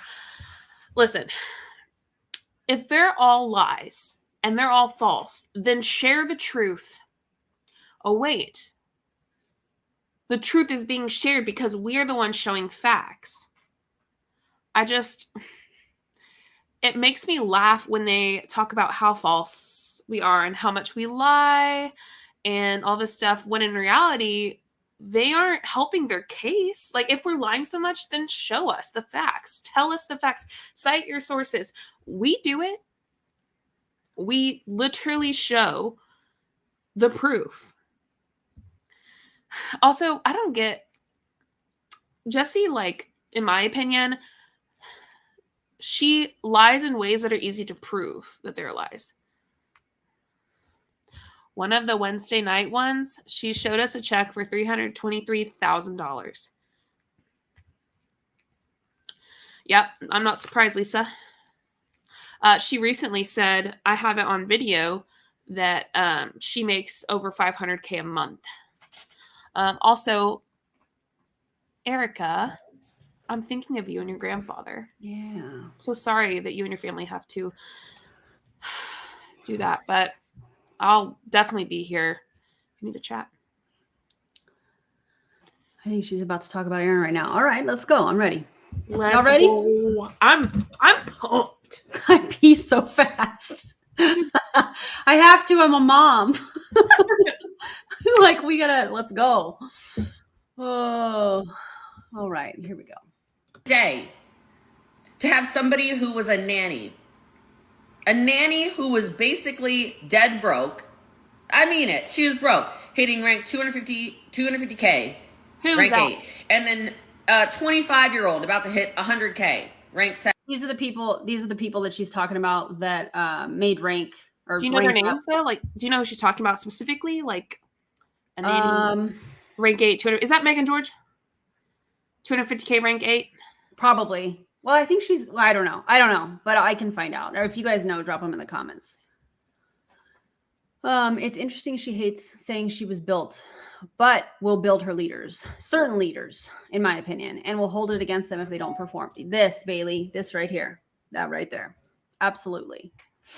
Yeah.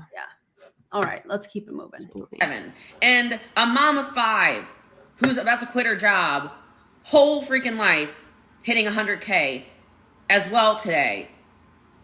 When all these people have sent me message after message after message after message.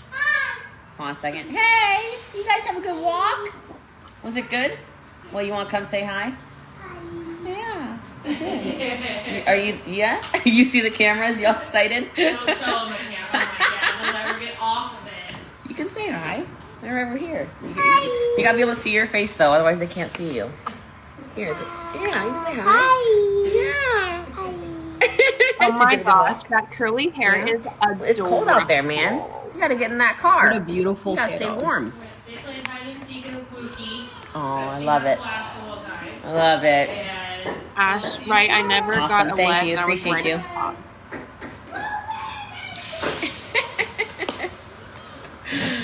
Oh, I love it. Sorry, I missed your questions. I know big curls in his hair. By the way, really quickly, word on the street is that Ash Miller, who I have highlighted here, does some pretty fun things on Twitch. So you should go follow her. Okay, thanks. Ooh, So drop your whatever, your I love handle, Twitch. Ash, so people that are on Twitch can go follow you. He's a twin. He's so cute. He's so freaking cute. So I said, you gotta be able to see your face on the camera. So where the heck was I in this conversation? Okay, I know what I was gonna say. It makes me feel so emotionally fulfilled. That's what I really probably wanted to come on here and talk about really fast because it's been an interesting very frustrating journey. In many ways that I just don't talk about. There was somebody, and this is the message I sent to Rakan today. I said, this is like my big, not Achilles heel, but it's my sore spot. Is the amount of leaders who have told me, oh my God, I really want to work with you. You know, I know that you could help our team members. And they literally don't think about their team members. They take the cash. Like you can't be the leader you say you are and take the cash bonus for yourself and then screw over your entire organization. That's, I guess, maybe just the way I feel about it. But like, you might have made the choice that was right for you and your money, but like, what about all the people who follow you and trust in you and you're not putting them in any kind of system, with any kind of leadership, with any kind of anything? That's so selfish. It's so freaking selfish. And it's against your $100,000 a month bonus, $50,000 a month bonus, $1 million in 6 months guaranteed, whatever it is, and living your lifestyle, and then everybody else is just screwed. See, I don't understand that. I can't get behind that. And so, it's a little bit of like a to me, because then there's somebody that I actually ended up recommending to Eric to have her teach at Most Powerful Women. I won't give her name because it doesn't matter. I won't give anybody's names on anything like this. I'm just kind of speaking from my heart right now, obviously. But she messaged me maybe 9 months into me joining my company. And she said, just so you know, I'm picking between you and blah, blah, blah. who I literally can't say his name legally. So I guess I just said his name without saying his name. There was a lawsuit. We know exactly who she's talking about. It's so great to know. Oh, this is so good. It just feels great. And she joined him. And she messaged me maybe 6 months later. And she said, I made probably the biggest mistake of my life. Everything you said was true. And I said, I'm sorry to hear that. Sorry to hear that. What else are you supposed to say at that point? Right? And me being Jessie Lee, I coached her through it because she had major issues in her organization because of some things he was doing. And as much as I wanted to say, well, why did you take the money then? Why didn't you do what you knew was the right thing to do? I just kept my mouth shut. And I just helped coach her through it. And she's part of... I'm pretty sure I can say. Do it. She's talking about Justin Prince, in my opinion, from Modere. Absolutely. Okay, moving on. She's talked about Something that Justin I'm Prince part of. before, too. I Sorry, was go ahead. just gonna add, she's talked about Justin Prince before, too. Got her in some trouble. Yep. Allegedly. Allegedly, in my opinion, based on my experience. She's making a ton of money. And she, she's making 70 grand a month right now. Last I checked. Last she told me. She made 70 grand last month.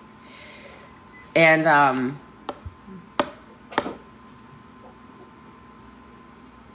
that's like emotionally difficult for me. Right? Like, I don't want to cry on live again. It's not just her. I'm going to cry 2 times in one live. Oh my God. It's emotionally difficult for me because the amount of people that I have chosen to be just the leader of the profession for, right? But it's a non-reciprocal relationship is super difficult. Is difficult. And so today, when these 3 leaders break, I will cry my face off because they deserve to be 250K, 100K, and 100K. And our team deserves to be as big as our team is. And it doesn't, I mean, guys, I make way more. I mean, okay, again, no income claim. I know stuff like this gets shared and whatever. So no income claims. I think I made $70,000. Okay, but first of all, like this comment, I love this comment because she expects something in return for all of her help. She gets paid off of these people ordering ketones. Ooh, wait. Was this who she was talking about? Oh my God. He's selling coaching.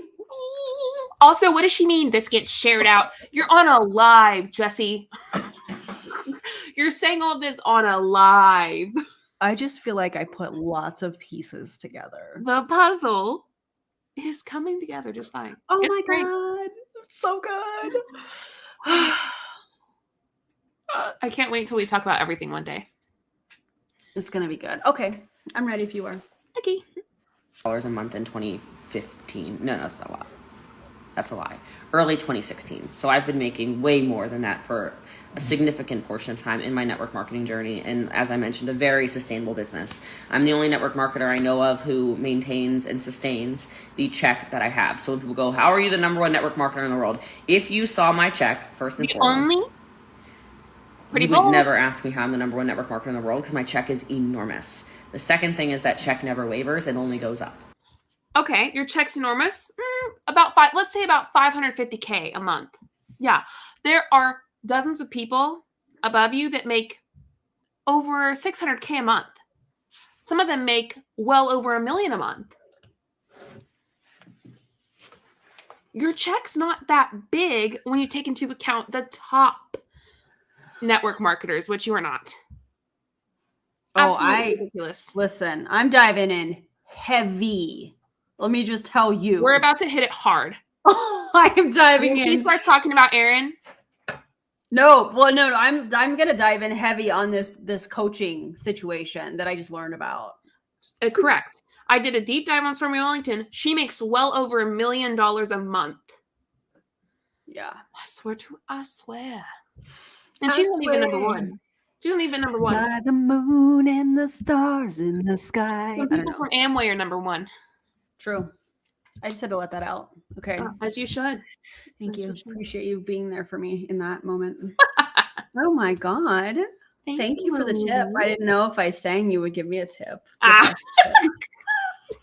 So a lot of people will say, I make $1 million a month. Okay.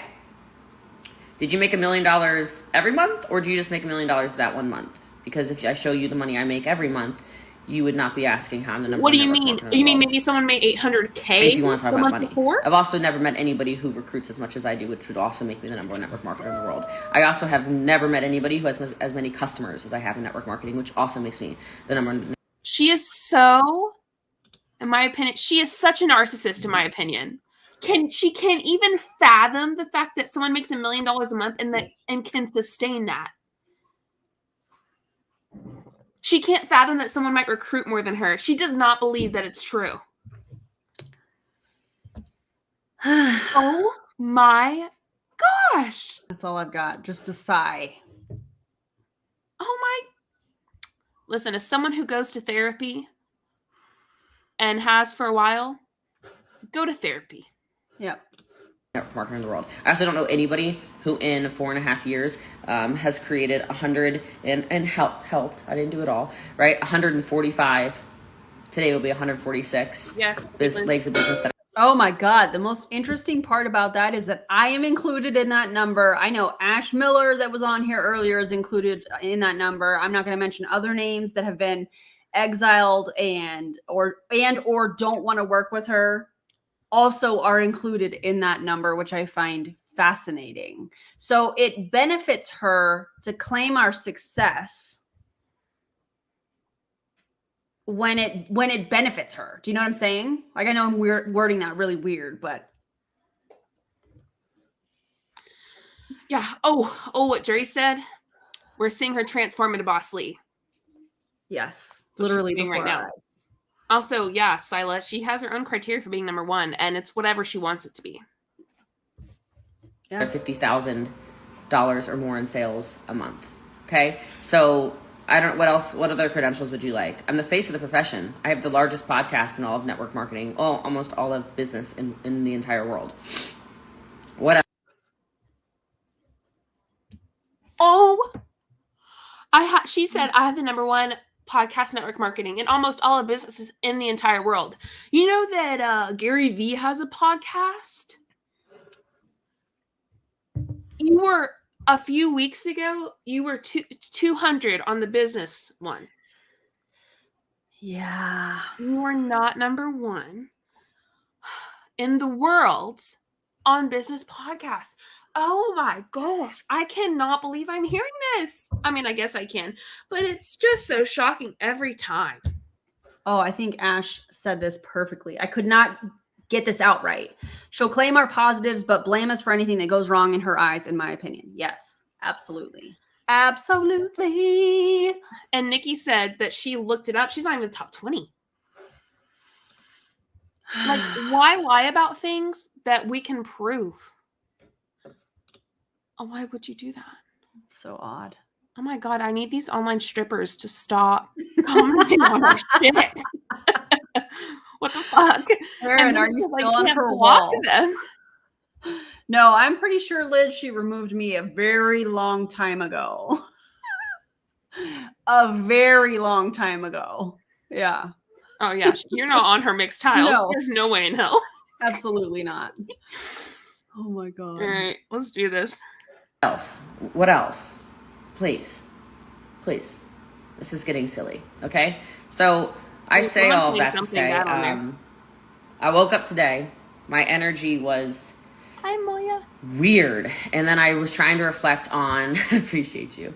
I was trying to reflect on why. And I just realized it's because when you give and you pour and you pour and you pour and you feel like you get looked over in a way.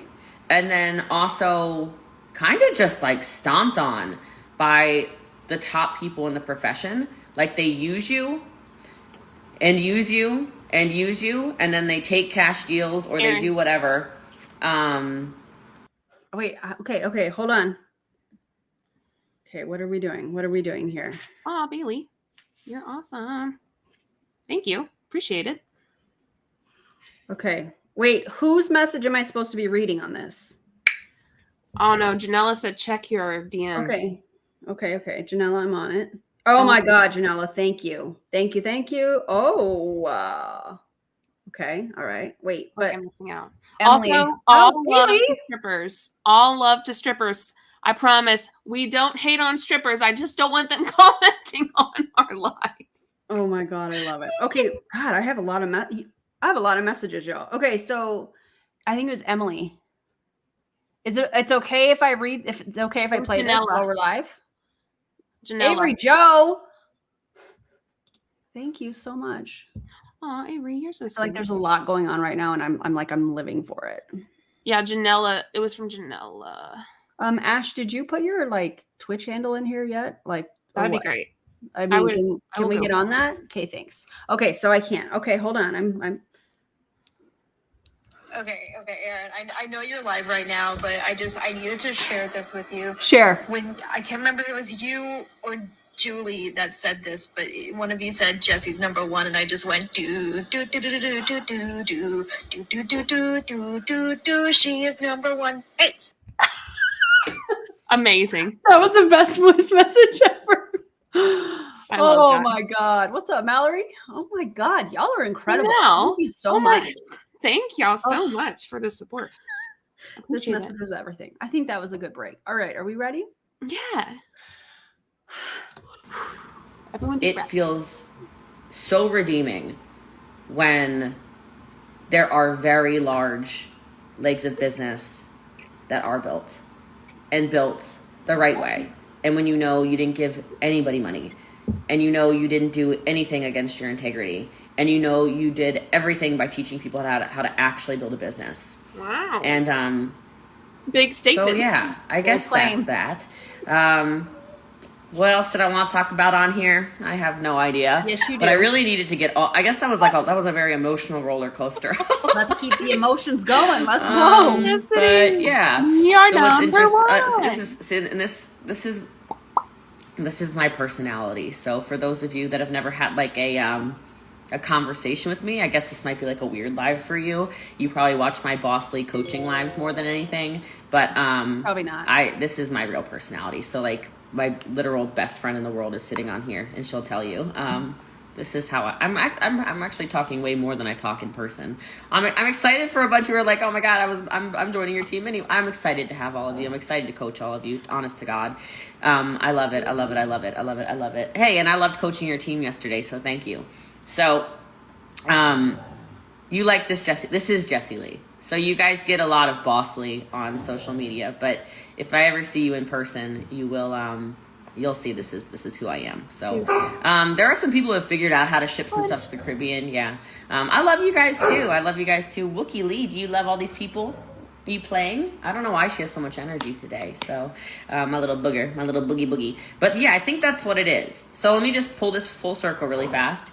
This is like the energy that feels in the air right now. And I know it's partially because of this 90-day run. It feels like 2018 again.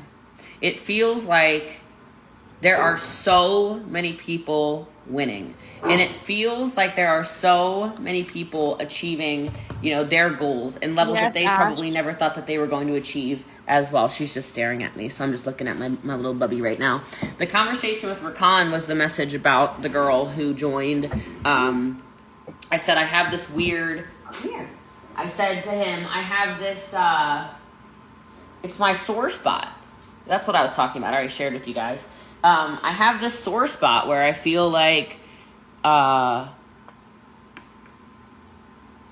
do you explain this?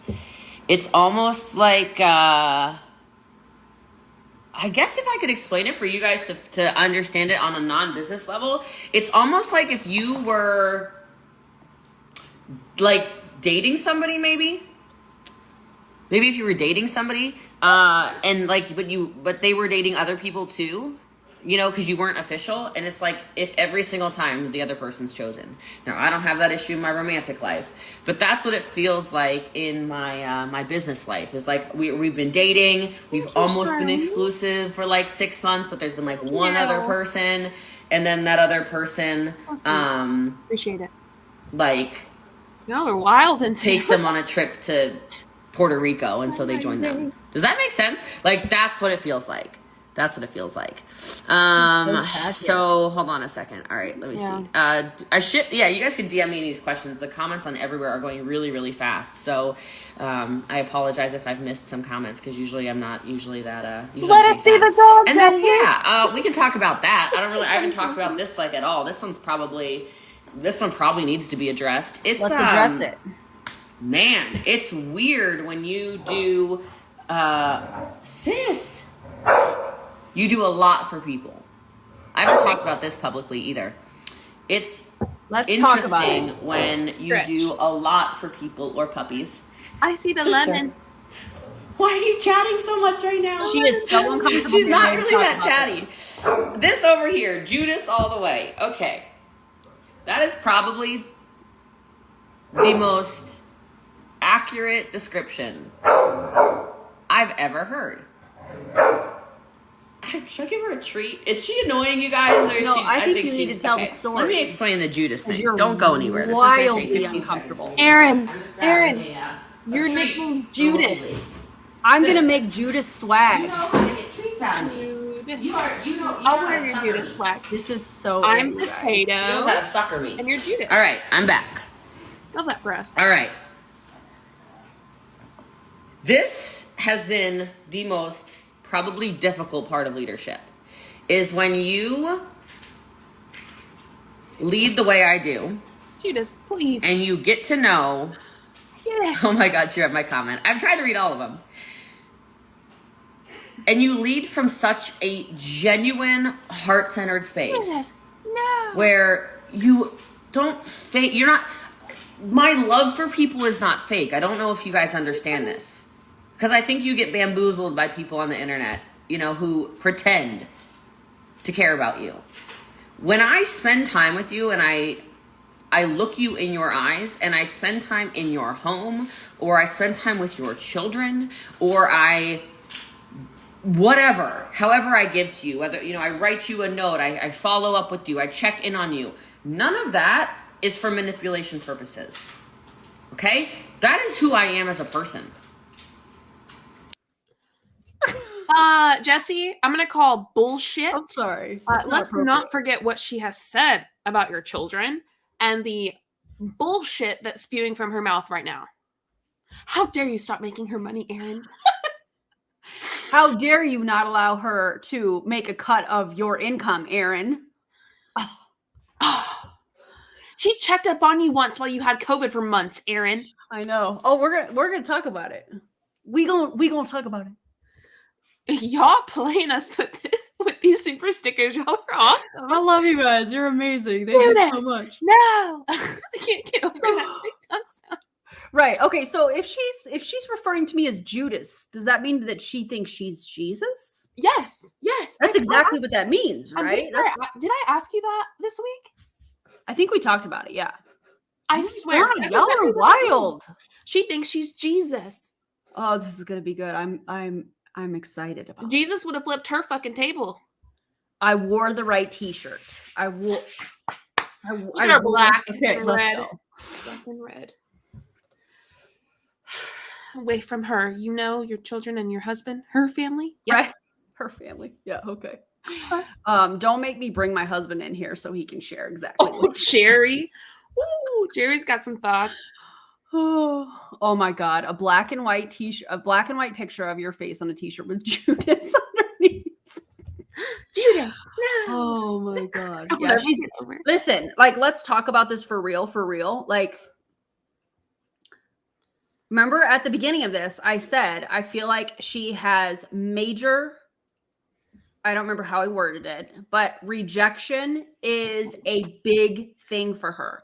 And honestly, you guys, if you look at how I,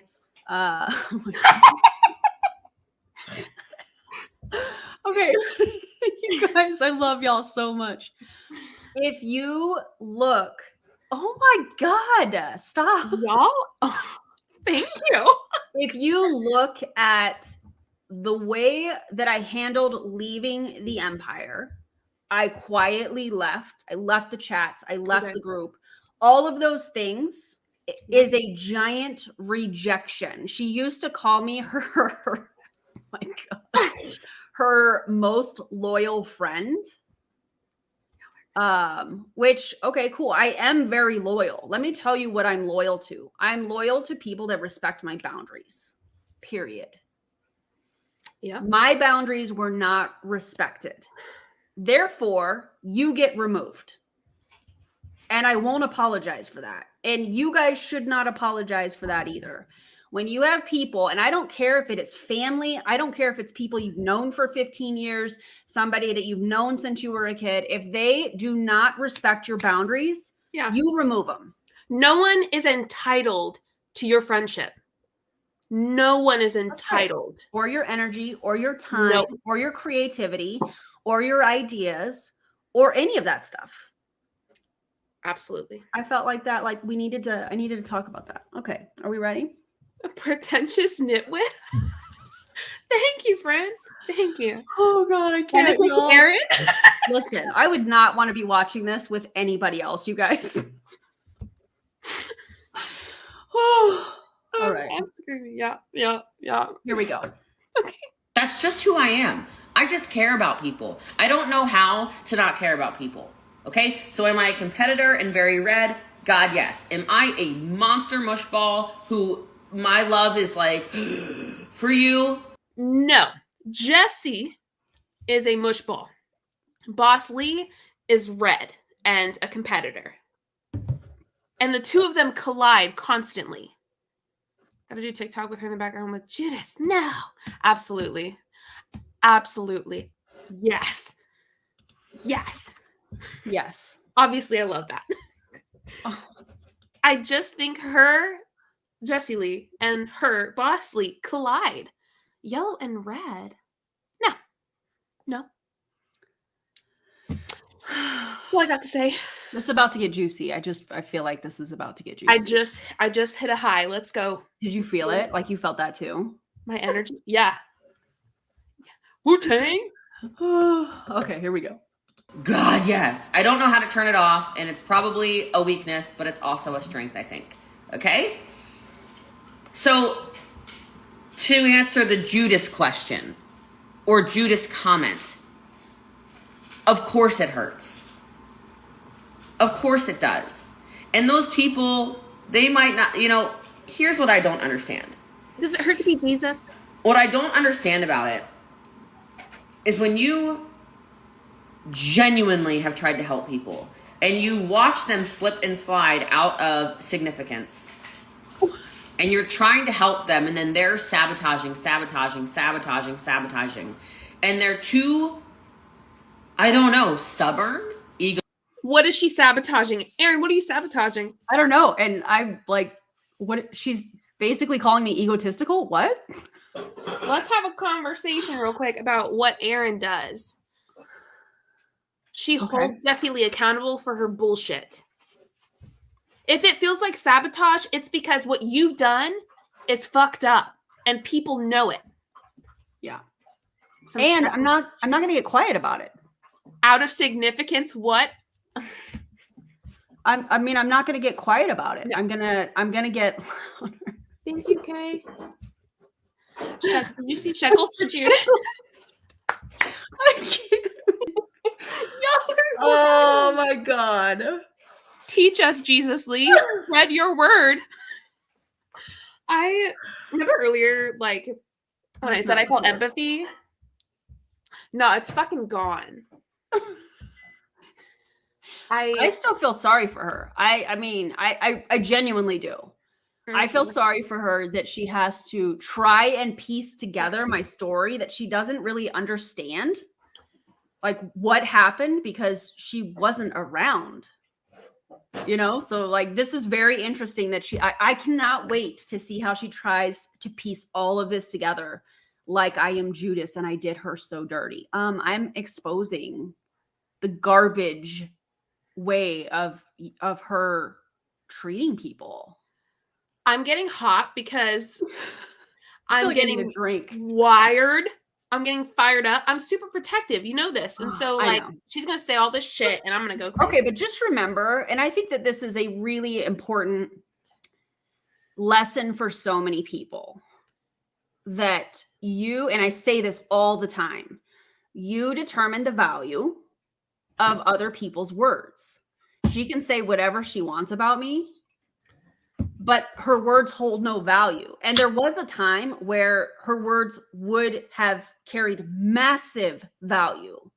She could have said something and it would have just destroyed me, honestly, because I loved and respected her so much.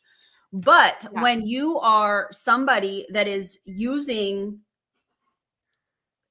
not having the whole story and using it as an example of what not to do, and let me get real specific with what I'm talking about. Like, I want you guys to get this. When she was doing online playbook events virtually, there was a time where I recruited like 6 people in 1 month. And she has said this so many times: you're going to recruit people and not everybody's going to do everything. And I'm still going to continue to recruit and it's okay. All right. Remember that. She just said that on this live. Mm-hmm.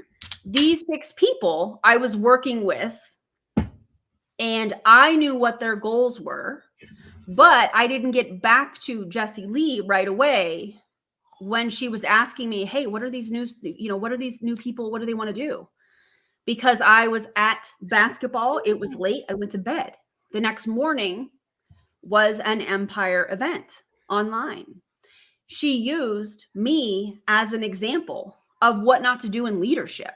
So if I'm your most loyal friend, you're going to use me as an example of what not to do because I didn't get back to you, and you just put whatever narrative you wanted in that. You have to be loyal to her, but she doesn't have to be loyal to you. Exactly. And I'm so glad they don't hold any weight with you, but I'm still going to fuck it up. I'm going to fuck her up right here, right now. I just need everybody to know that it doesn't matter what she says. It doesn't matter what she puts in her stories. It won't. Yeah.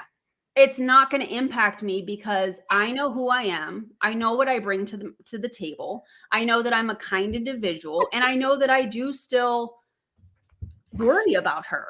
Erin, how dare you not call her and tell her good night? Yeah. Janet, that was beautiful. All right. Let's fucking go. Erin, you are the only person at the time. Aw. I love that. Thank you, Whitney. That is definitely a strength of yours, Erin. Thank you. You're welcome. Okay, let's go. Egotistical? I don't know how to explain it. To see that they're the ones destroying their business. Like this one girl. I don't understand this. She said, well, you work too much, Jessie Lee. Oh, no, it's not me. And our team, my team, she said, my team is not working because you work too much. And I said, oh, okay. And she said, so I have a plan.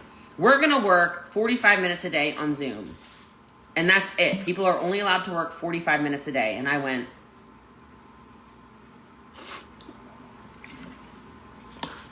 okay. I don't think this is a good idea. I said, but if that is what you think is going to help your business, I support you. The problem is I have all of this in text messages, right? So and show them. It doesn't really matter. But I said this. She might be talking about me because when I left I wasn't working 45 minutes a day, but what we were doing, and I hope Nikki is still on here, and if not, that's okay.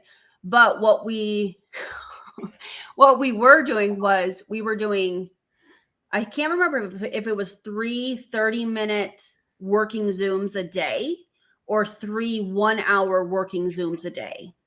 So rather than working all day, I was coaching and working with people to either do it first thing in the morning or at lunchtime, because everybody had different schedules, and a lot of people, Nikki, let me know, a lot of people had different schedules. So we had an early morning, an afternoon, and an evening working Zoom essentially, because I wanted to get away. This was the time where I thought I could do network marketing different.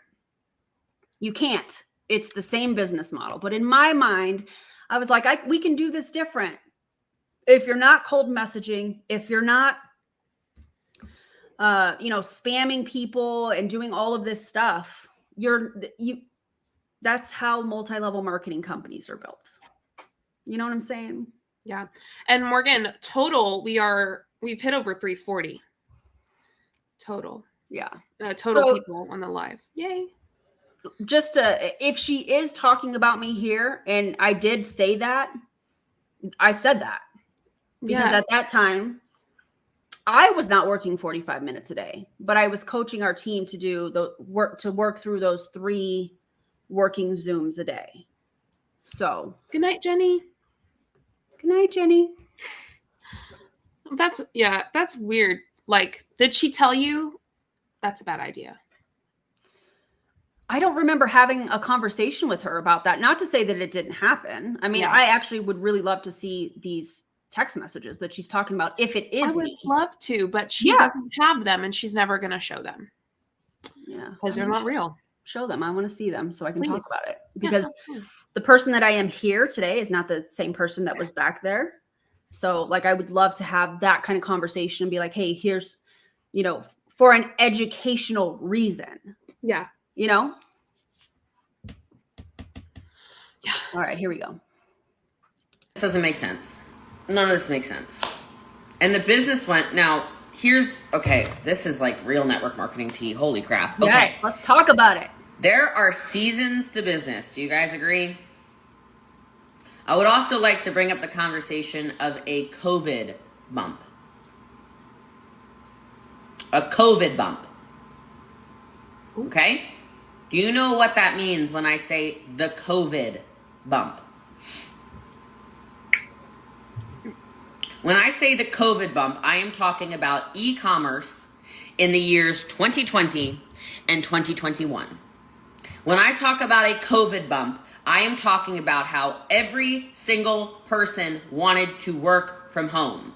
I am talking about how every single person could not leave their homes to shop. You could not go to even a CVS and buy your fake lashes. You could, guys, how many of you, lashes are a perfect example. How many of you in 2020, when the world shut down and you could not get your eyelash extensions, you started buying other lashes? And you bought 5 different brands online to find out lashes that worked best for you. That's one example. How many of you used to go get your facials at the whatever and the world shut down, and so you went and you bought all kinds of skincare online, trying to find out your best skincare? You spent way more than you usually do, but you figured, well, I have extra money now because I can't go out and do activities. I can't go to the movies. I can't go on my trip. Now I've got an extra $1,000 here. How many of you remember what happened on Amazon? Amazon was shipping 6 weeks to get stuff because you guys were shopping online so much. Nail strips, Color Street exploded because you couldn't get your nails done. Self-tanner. How many kinds of self-tanner did you guys try? How many of you bought wax kits for your eyebrows? Who's waxing their own eyebrows now? Just wondering who still does that, right? Y'all, I had a lady come in my house to do my Botox. I said, I think this is illegal. We're probably breaking the law. I'm not really a lawbreaker, but I can't be having this. My whole face is moving. My whole damn face is moving. That's Please odd. come into my house. I will pay more. People don't realize we all got a COVID bump. If you're in health and wellness, your business probably exploded in 2020, 2021, because all of a sudden people cared about their health. They went, oh my God, my immune system. Oh my God, my metabolic health. Oh my God. No, absolutely not. I don't agree with this one bit. I think people were terrified because so many people were out of work. Before she even talks about me, which is obviously coming up, I had a real issue. One, I was horribly sick at the beginning of 2020. I had COVID for 6 weeks before they knew it was COVID.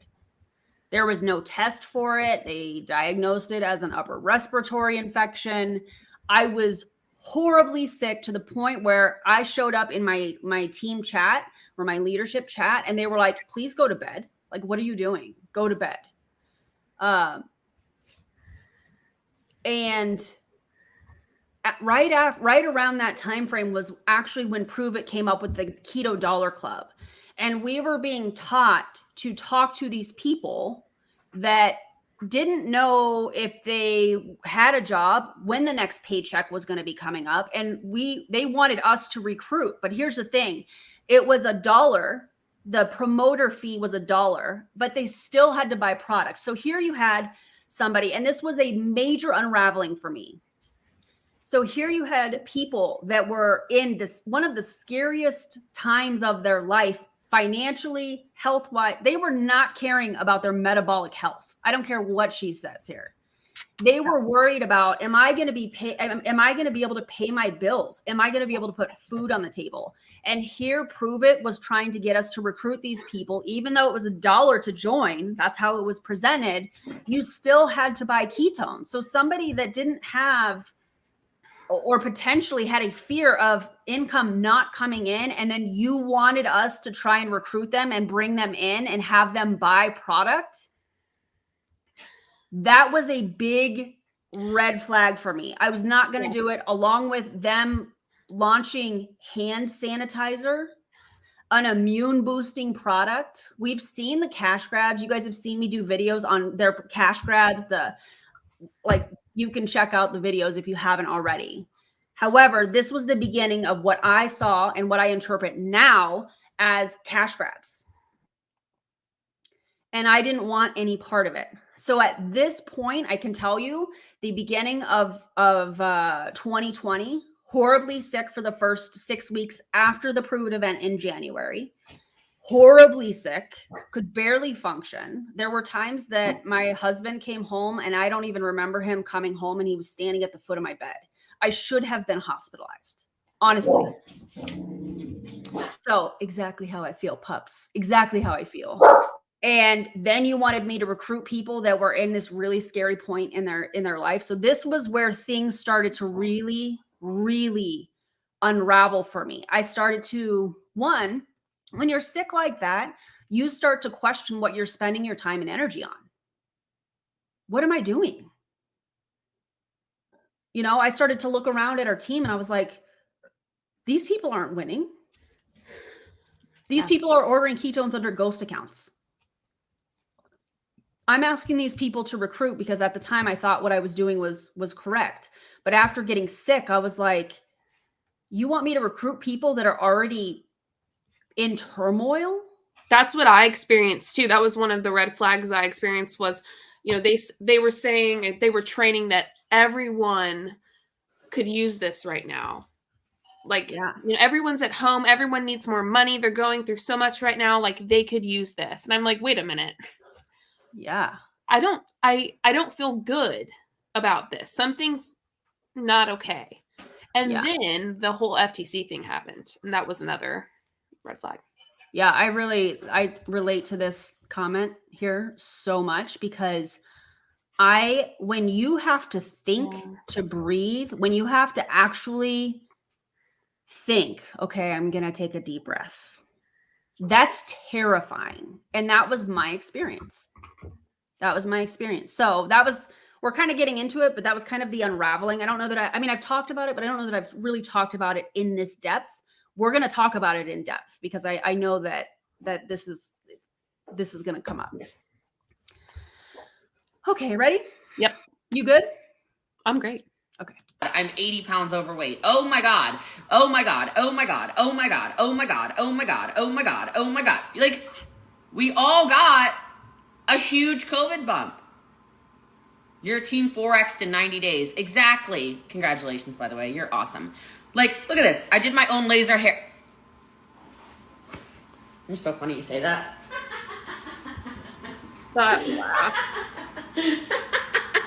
Me too. Exactly. Me too.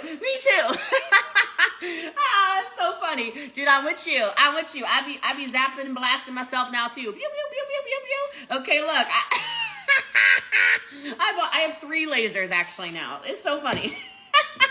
He's now All right, I'm speaking from experience. All right, look.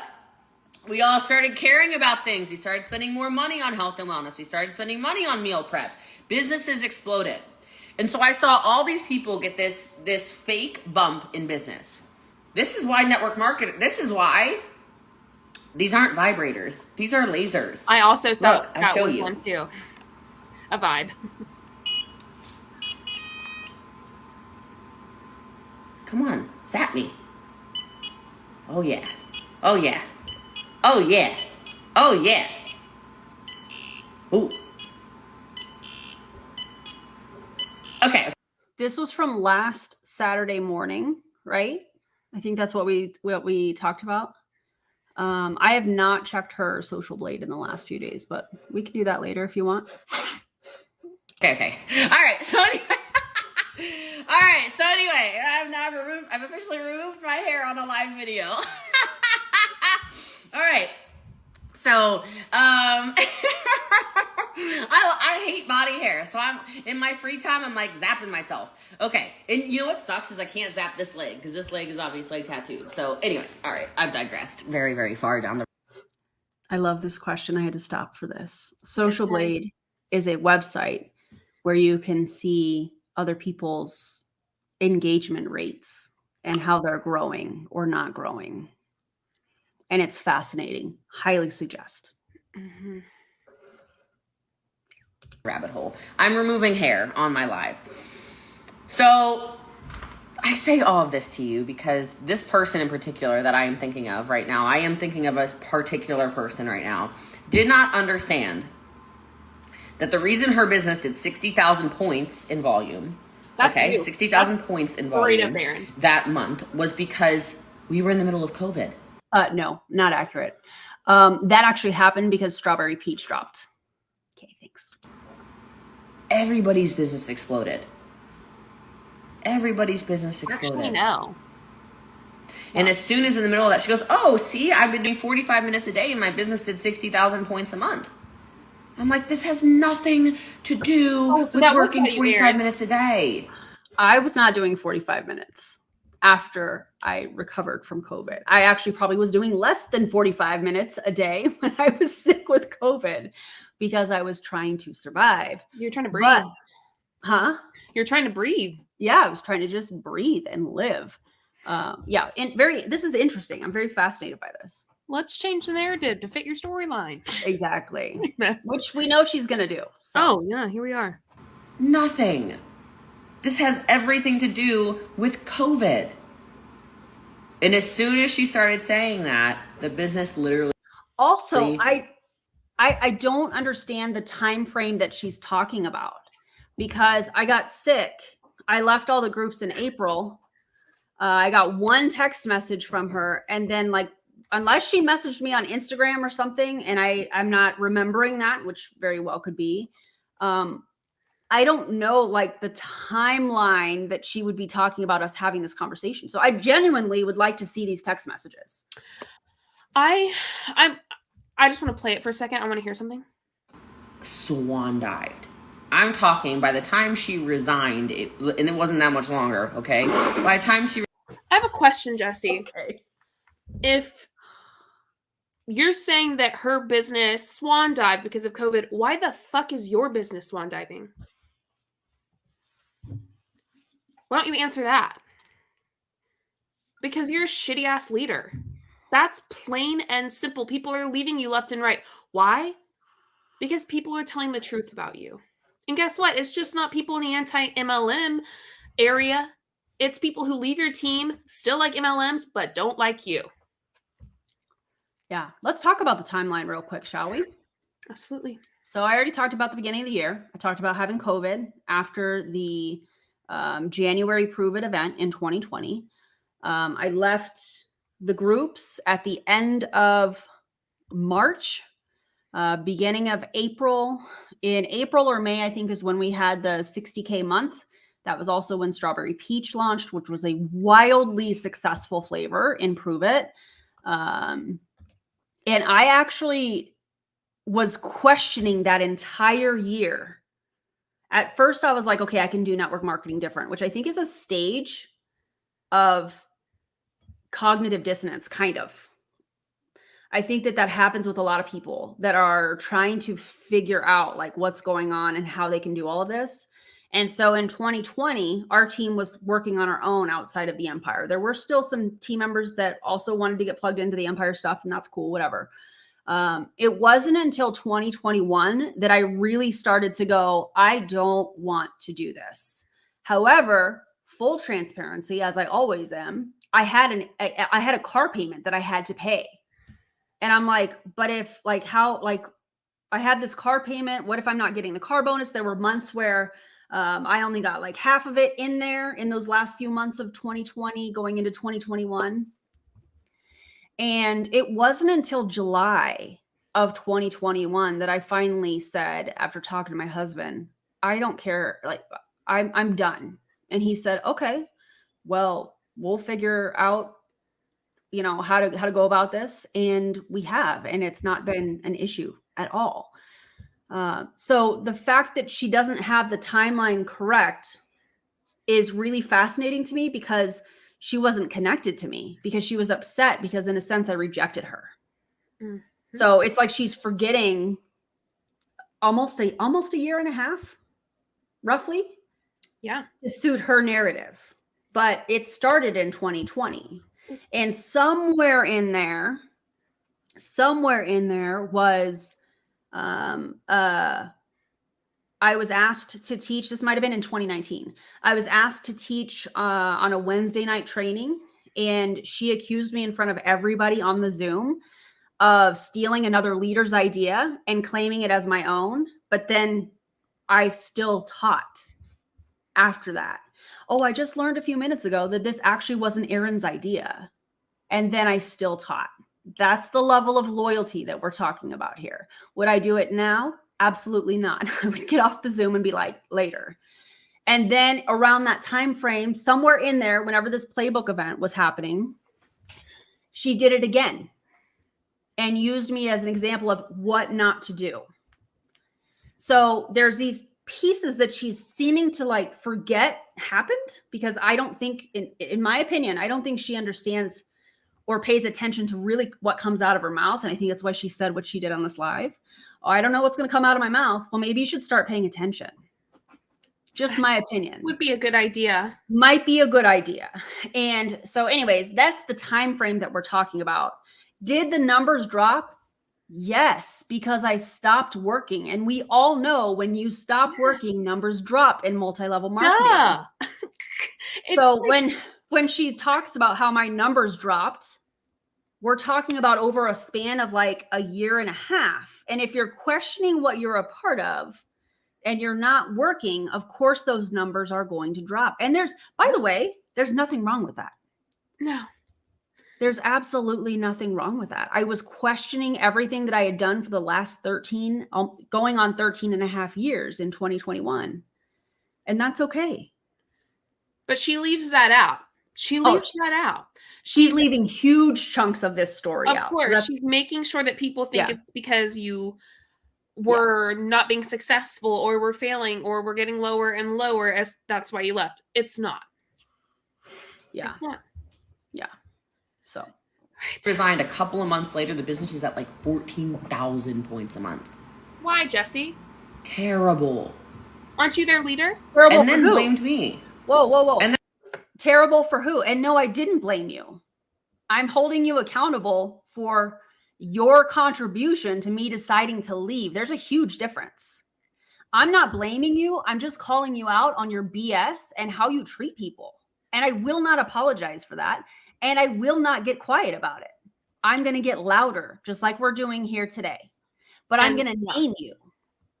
Yep. And we're going to get even louder the more bullshit that you talk. Yeah. And in my opinion, I love this. I actually really love this comment.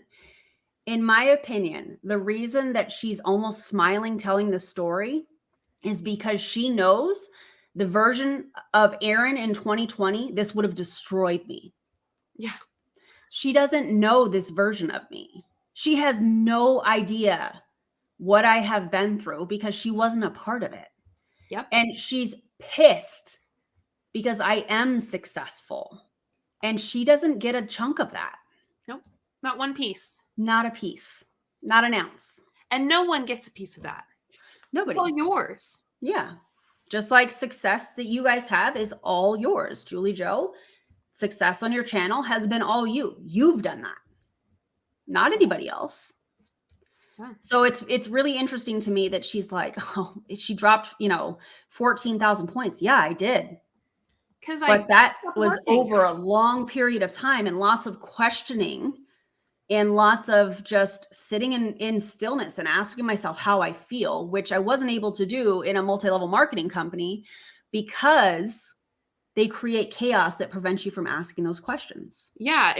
I feel like you might have experienced what I experienced in the sense of stepping out of the echo chamber and took a breath of fresh air and thought for yourself, like asked yourself questions, Yeah. Erin would have swat her away like a fly. Yeah, because, and I say this all the time, it doesn't, whatever her response is to this live, because we know that she's either going to hear about it or she's going to watch it. So if you're watching, hey, what's up? Glad you're here. I hope you learned something. But it doesn't matter how she responds to this. My words, my truth, and me helping people get out of Prove It, which is happening. I have a whole list of people that are specifically leaving her team, is hurting her more than any words she could ever say to me hurt. Because there's no value there for me anymore when it comes to anything that she says. That's not me, dissing her. That is me saying there's a reason that I say I have healed my way out of multi-level marketing. Because there was a time that I did seek significance and that I was seeking, to be seen and to be validated. I think that is one of the big things that these companies go after are people seeking that type of validation. They needed to be told, I needed to be told that I was doing a good job. And that's why in the past, when she would say, oh, well, Brian's talking about you, I'd be like, on a bad day or whatever. I would jump right back into working is because she knew how to manipulate me. But this version of me, she doesn't know. So she's trying to use the old playbook. And all she's doing, in my opinion, is showing me her cards. Yeah. And I'm sad for her. Yep. I don't know. I don't have anything to add. Let's go. Then started saying, I'm a narcissist. A narcissist? It's not just me. I sent her gifts and stuff because I could tell she was going through a massive depression. She would even talk to me about it. So I was sending her cute gifts and stuff. I thought she was my friend. Oh, you're so kind. I don't understand. And in 2018, we were... I did not mean to do that. Hold on. I do that all the time. Oh, my bad, you guys. Where were we? Does anybody know where we were? I can kind of guess. I think we are. Okay, while you're doing that, I'm sorry, Here. guys. I got a little excited. Hi, Jessie Lee. That's...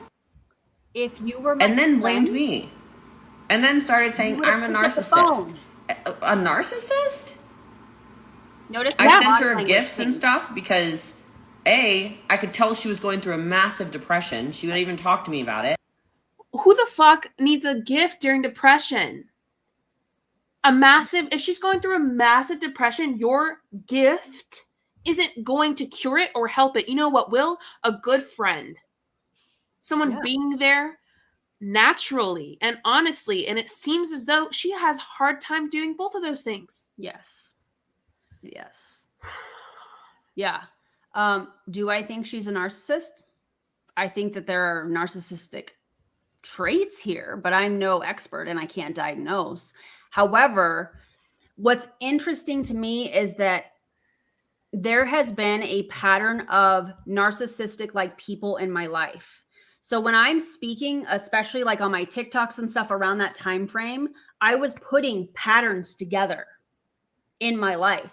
But all she's seeing is that I am talking about her, which is fascinating to me. Like I could give you names of people in my lifetime because that was showing me areas that I needed to heal for myself, and definitely lessons in boundaries for sure. And that's why I am so strict with boundaries now.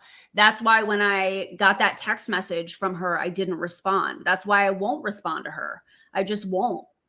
because I have boundaries, because I respect myself enough to not allow people like this to take advantage of my time, energy, and creativity. I just won't do it. I mean, you know, we've looked into narcissism a lot. No, we're not experts. Have I come across narcissists? Absolutely. Absolutely. I'm, in my opinion, I'm not an expert, but I can say it because I think it is that I think she's a narcissist. Yeah. I absolutely do. There are traits there that I can't deny in my personal experience. I just can't deny it. If I said, I don't think so, or if, you know, if I said that, I would be straight up lying. Yeah. You know, like straight up. There are just so many that I've experienced when it comes to someone who is narcissistic, that she portrays that same thing. Yeah. It ties back to it so much. So yeah. I'll say it. I just find it really interesting. Her entire energy just shifted here. Both hands are in her pockets. Mhm. She's super tight. Almost it just, and I'm not an expert. I'm just telling you some of the things that I'm seeing, because her entire energy has shifted in this space. And I think it's because, yes, me speaking up and leaving has really hurt her. My intentions with leaving multi-level marketing had absolutely nothing to do with hurting her, and had everything to do with me and our family and the things that felt right for us. So the fact that she thinks that she needs to be in this narrative or in that decision, or is trying to say I was depressed or I was this or I was that. Well, how do you know? Because you weren't a part of my life at that time. So sending me a mug that has a basketball on it, like, that doesn't make you a great person. That's called love bombing, which is something I know she does. She knows very well what love bombing and gaslighting is, because she does it, in my opinion. Oh, absolutely. You know, I mean, those things, simple to prove. The things that I wish, you know what? I wish people in the MLM community would try to prove themselves correct. Yeah. I wish they would show receipts. I wish they would show facts. But they can't, because there aren't any. Right. It's ridiculous. Oh, you leaving MLM have anything to do with healing yourself? Yeah, absolutely. Yep. I'm going to let you hit the button so I don't mess it up again. Someone said, but you still have a personal problem with her? Not at all. I have a problem with her talking shit about my friend and lying about her. So, yeah, me. I truly do wish her the best. I hope that she pauses. I hope she gets a break. I hope she heals. I hope she stops treating people terribly, because she does. She might not show it on social media, but she does. And I hope that she learns what true non-transactional relationships are. So I hope that she thinks, you know, like, I mean, she's also in an echo chamber. yeah, absolutely. I hope that she can find what a breath of fresh air is. Because if she does, make all the change in the world. Yeah. All the change in the world. Yeah. She should have put So I was sending her cute What'd you say? She should have put a diamond in that mug. That's funny. gifts and stuff. I thought she was my friend. I don't understand. That makes me a narcissist? That makes me mentally unstable? That makes me manipulative? Like, Of course, those are the things. she went right? back to play basketball, so I bought her a little basketball tea mug, because I thought, oh my God, like, I thought that'd be really cool. Like, I would think it'd be cute if I was, like, having a bad day and somebody mailed me something and I was like, You can't buy Erin's friendship. No. That's not And how she's made. if she were my friend, she would know that I don't drink tea. I mean, Julie Joe knows that. Yeah. If anything, I'd buy you a mug for coffee because you drink it Right. every morning. Right. Tea. See? Exactly. Exactly my point. I can guarantee you she has not FaceTimed you or talked to you on the phone as much as I have. Facts. Every day, 3 times today. I know. Oh my Great. God. I love it. Okay, where are you going? oh my God, she knows I love basketball, and then she sent me, like, a little gift, and then she said it was a love bomb. I didn't even know what a love bomb was. I had to ask Sydney to teach me about narcissism. Oh no, she's gaslighting, and I don't even know what that means. Like, what are you talking about? Nuts. And now On the off chance that Jessie watches this, you and I both fucking know that none of those things are what she's talking about. You and I both fucking know that. Stop bullshitting people. A bad day is not equivalent to major depression. Absolutely. Well, and what she's equating to me being depressed was me questioning everything that I had done in the last 13 and a half years, depending on what time frame we're talking about. That's not depression. That's self-awareness, that's reflection, that's healing. There's nothing wrong with that at all. Yeah. So I personally, I don't think I've talked about this much, but I personally have MDD, which is major depression disorder. Like I've been clinically depressed or clinically, well, yeah, but also clinically diagnosed with it. And the fact that she's trying to say that you were just depressed and throw that around, she has no idea. I mean, I don't think she could ever truly help someone and be there for someone who was actually depressed. It's way, way, way more intense than she could ever imagine. You know? I just hate how she's throwing that around. It's like she was depressed. I sent her a cup for tea. Yeah. If she was depressed, a cup of tea's not going to do shit. Your words, though, would do much more. Yeah. Okay. Anyway, throwing that in there. I like it. Also, I'm medicated and I'm okay now, so there's no reason to like. But okay. Which is a beautiful thing. Yes. Love that. Okay. You have to You have to try to sell swag that's anti-network marketing or anti. First of all, let me correct you. I don't have to try. And in fact, a lot of you give me ideas. And fun little fact, I make more on selling a single t-shirt than I do on what I used to sell in a box of ketones. And it's a positive message. And I don't have to try and sell it. People actually ask for it. I love that. I bet it hurts her. I bet it does hurt her. But she has a real issue that I sell that anti-MLM content creators sell. I mean, a lot of these MLM people have issues that we sell merch, but the merch comes from our subscribers and our members. They're like, you should put this on a t-shirt. Like you should do like a TikTok. Okay. Yeah. We're like, oh my God, that's a great idea. And then they buy it because it was their idea. And that is community. Also, Nikki, I agree with you. I think there is that as well. But I do think that because it is untreated, there are so many tendencies of narcissism in it that are just one of those things you can't unsee. We want exactly what I'm talking about. I want Judas swag. I'm gonna have to take some time on this. Also, if you won the MLM trivia, like second or third place, can you, or fourth and fifth as well, can you message me again and Erin again? Because we need to send you those coupons. Yeah. It's left my mind. Yeah. Yes. All right. Ready? Yeah. Ready. Hi, Jessie Lee. That's bananas. Is it? So, yeah, I was about to say that. Speaking of Judas, because that was an inner circle person. It's yeah. Erin. It's shocking when that happens. It's stunning when people take your good intentions and try to spin it into something crazy. Like, and I don't, Morgan, I know. So Morgan talking shit? I get it. I would probably be really jealous as well. I would probably... Erin, you're such a jealous bitch. Jealous is the right word, but I would feel some type of way if...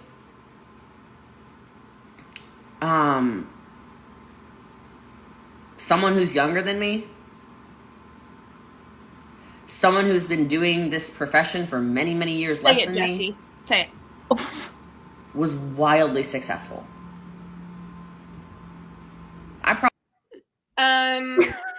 Jessie, if you knew Erin, you know that she doesn't give a fuck about money. No. Success is not based on money. No. Oh my And God. the whole time I was in Prove It, I was chasing money because I thought that's what it took to be successful. And you know, the thing is, Jessie also thinks that money's success. He just, You know, and I feel like we talked, I don't know, I feel like we talked about this before, but like I'm not threatened by other people being successful. In fact, I applaud it. In the same career field, in different career fields, if they're younger than me, I'm like, that's amazing. I love that.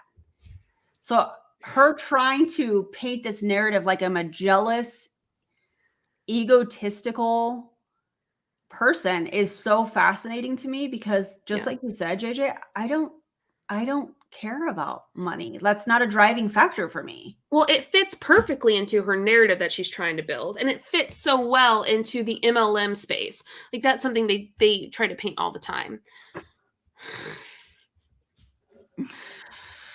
I'm really jealous of Jessie and all the love and all the friendship that she has and all the things she has going for her in her family life. It's really something I'm so jealous of. Right. Yeah, no, I'm not jealous. If I had a choice to make the money that she's making and take her life over mine, I would choose mine 1,000 times over. 1,000 times over. Yeah. I mean, think about it. What does she get to do? Buy a penthouse and sit in alone? Yeah. I'd rather live in a teeny tiny 1-bedroom apartment with my 3 dogs and my husband. I'm never alone. Yeah. Yeah, I agree, Andrea. It's just so odd the way she's throwing around this jealousy narrative. It's so gross. It's so gross. Yeah. And the fact that she really thinks that many are jealous of her. Yeah, I'm not. I wish her the best. I really, really do. I want her to get help. I want her to put her phone down and take a breath and take a pause. I echo that. I really do want that for her. Yeah. Yeah. Are you hitting it or am I? Go ahead. Probably would. The amount of times she said, "This is my year. I'm gonna be on Most Powerful Women stage." Every single time, I'm gonna be on Most Powerful Women. Most Powerful. I did. They're That gonna was the know goal. me. You know, this one in particular bothers me because everyone on our team that was in the inner circle really tried to help her. Really did. What? Who? With Eric Worre as an example. Oh yeah, let's talk about that. Oh, I'm excited. He's got masterminds she wasn't part of, but because I would stay at her house in Vegas often, because she'd be like, "Come stay, da da da." And I loved her children so. First of all, she asked if she could stay here. I, Christ. of course, said yes. Second of all, I don't know what she's talking about with these leaders because Ash was in that same circle. Not that I want to put Ash on the spot, but like, help me how? I genuinely would love to know the answer to that. Also, Oh, go ahead. Jessie, don't talk about Gavin and Mia. Do not speak about them. Do not talk about them. I think you she's don't fine. know them. And they probably don't fucking like you. Let's see what happens. Freaking much. Nope, not. I can feel it. I'd stay at her house, which is like 10, 15 minutes from Eric's house. And I would ask Eric, "Hey, can she come for a day?" Erin, she's genuinely sad that she lost you. Yeah. It hurts her. I hate that it hurts her. I don't ever want to hurt anybody, ever. But I'm not going to not point out predatory practices to make other people comfortable. Here's why I think it hurts her, though. Because she lost your leg. Yeah. Right, your downline. Yeah. And what else was I going to say? I was going to say something else, but it left my brain.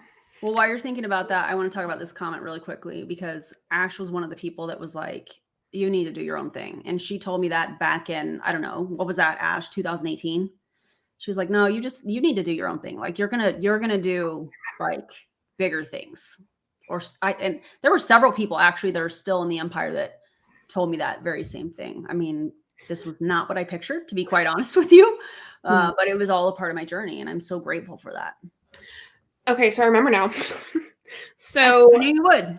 number one, it hurts her because obviously she lost your leg, like your whole, downline and stuff. But y'all, like, you and her were really good, and you knew a lot about her. Yeah. A lot about her. A lot.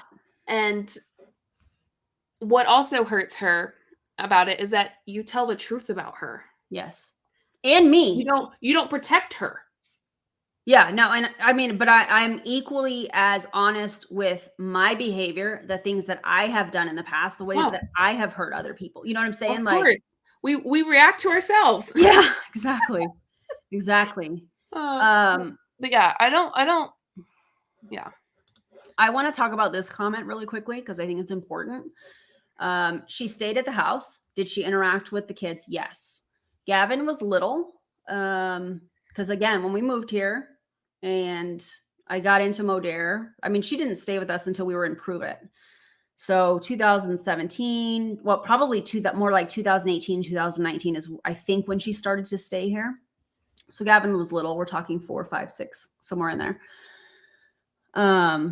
She interacted with Gavin a lot, but my daughter wanted nothing to do with her. And I didn't know this genuinely. I'm not telling you guys this because, I'm trying to bash her, but it's very interesting that she's like, oh my God, I love those kids.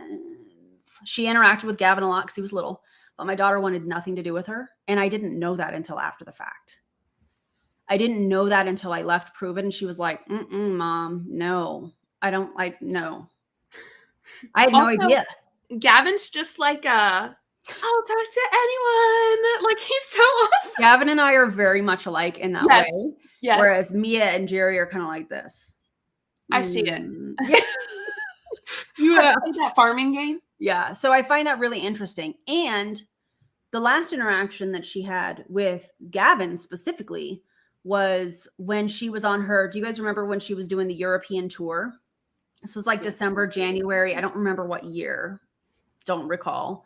But she came here late. She had been up late. She'd been up for hours. She was probably exhausted from traveling. And I don't remember what she had going on here in Vegas. And Gavin was interacting with her. He had been at school all day. It was before bedtime. It was before shower time. It was before all that stuff. He's a little boy. Little boys stink. They just do. All you parents out there know what I'm talking about. I did not hear this. My husband heard this. I don't know what I was doing. I was probably on a Zoom or live or something, but I did not hear this. My husband heard this, and I didn't know this also until some time later.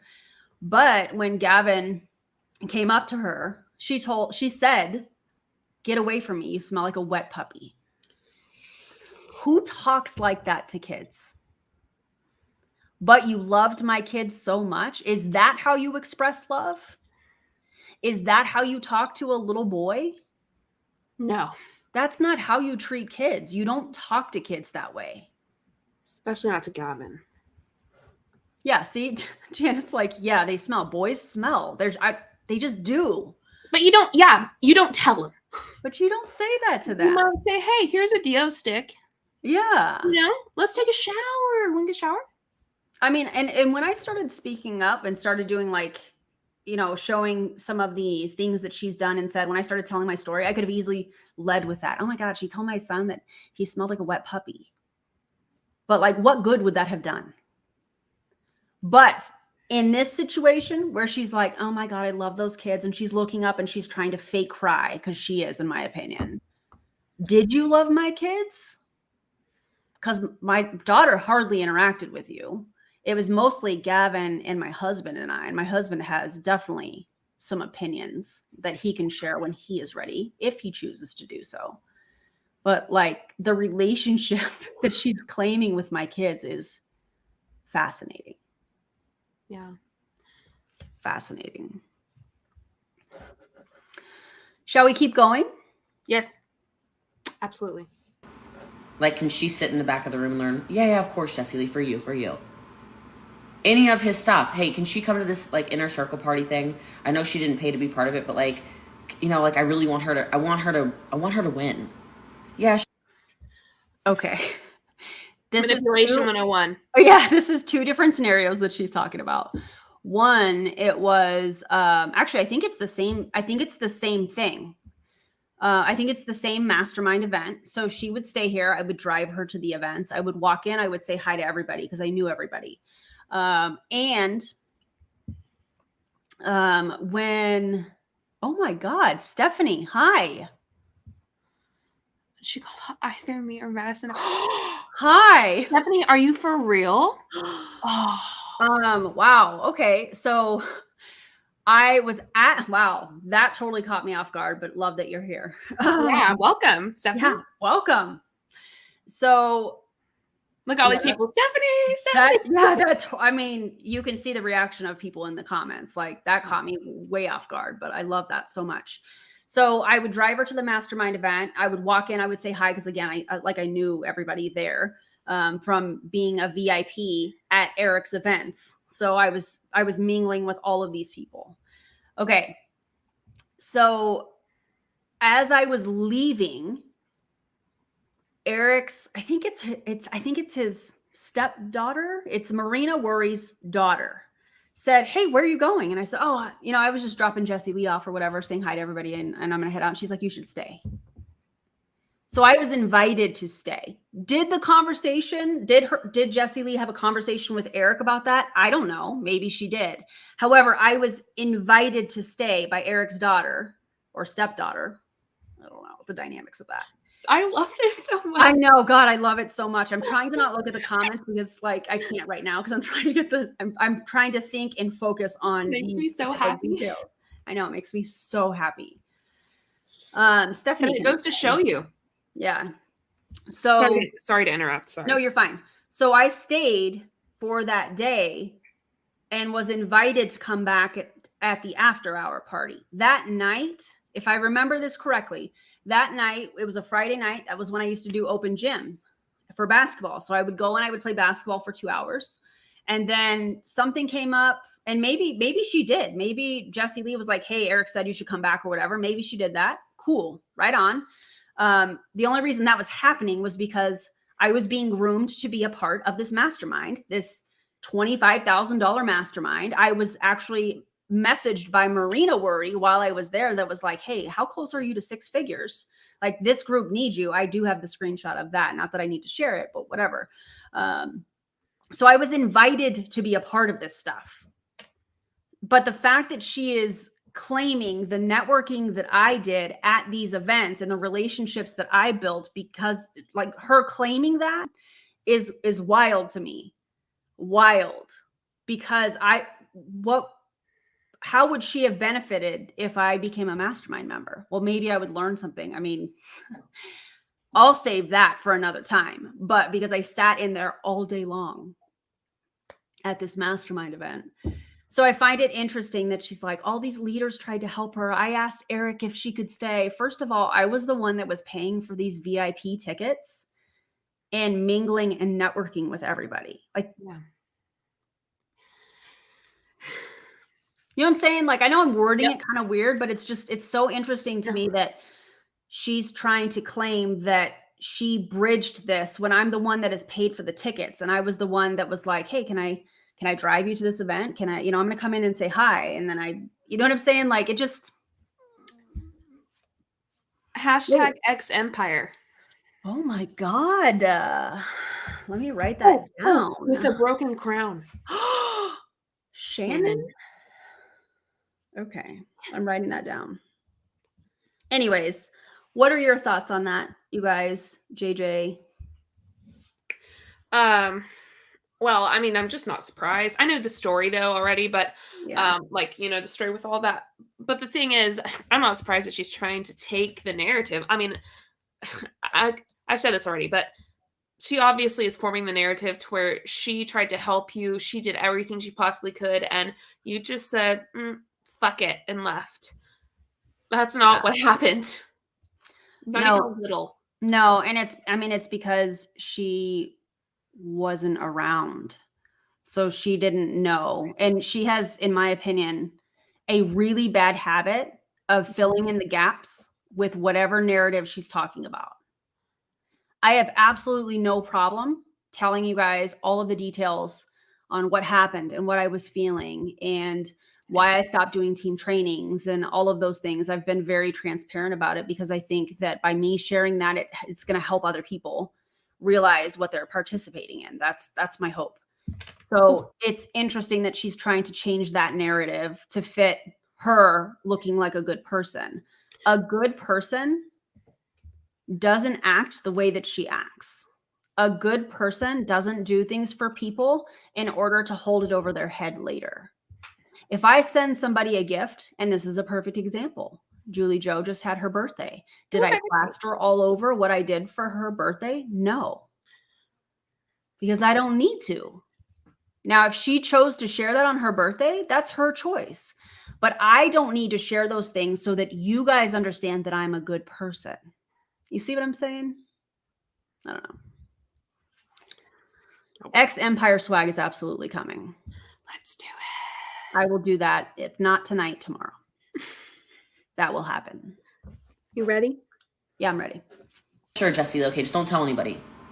Over and over and over and over and over again. Oh, I'm sorry. That last sentence where she is having this conversation with Eric and he's like, don't tell anybody.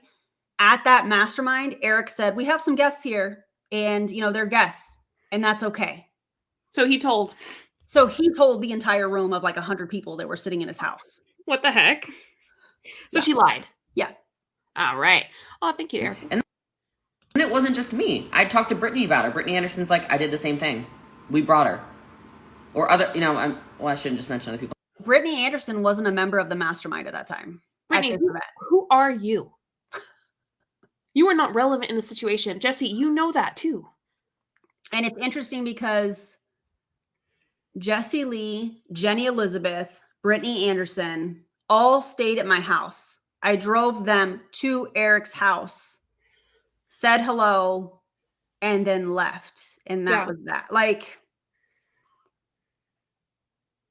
what? I don't need your endorsement to join a mastermind. I wanted to say this really quick before I forget. I have a video coming out tomorrow that was supposed to come out today on Brittany Anderson, BA Boss Babe. Y'all need to watch it. So it's supposed to come out today, but shit happens. And we're adaptable. Exactly. And it's okay. Eric was a great host, to be honest. I bet. I bet he was. Yeah. I mean, their house is gorgeous. It was really, really cool. I can't. Nikki. Dead. Oh, I can't. Yeah, it was cool. It was cool. At the time, I was like, I can't believe I was asked to stay. This is amazing.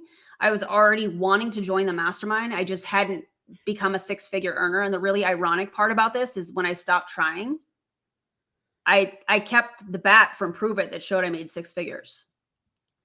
So when I just kind of let go and let things happen and, all of that stuff, that was when I made six figures from Prove It, which is so fascinating to me. Awesome. Okay. So yeah, good food and drink spread. It was all good. Like someone said drugs. It's interesting to me the amount of effort that she is putting in to make herself look smaller, to make herself look like she is innocent in all this. And she is not. Of course. By any means. We tried to help her. Did you really? Oh my God. Did I see any eyes wide shut stuff going on? No, not at all. Lots of people going live and taking pictures and, oh my God, we're at Eric's house and, that kind of thing.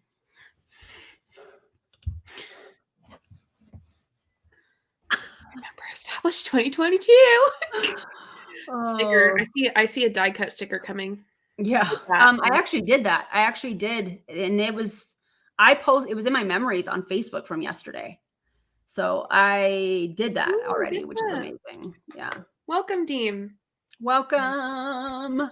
Thanks for becoming a member. If y'all become members, because I know there's a few people who have, if you go to our community page for members, you should see a Discord link. So feel free to jump in. Yes.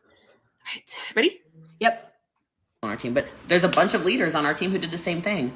hey, can she stay? Can she stay at your house? Can she come into the event and hang out and learn?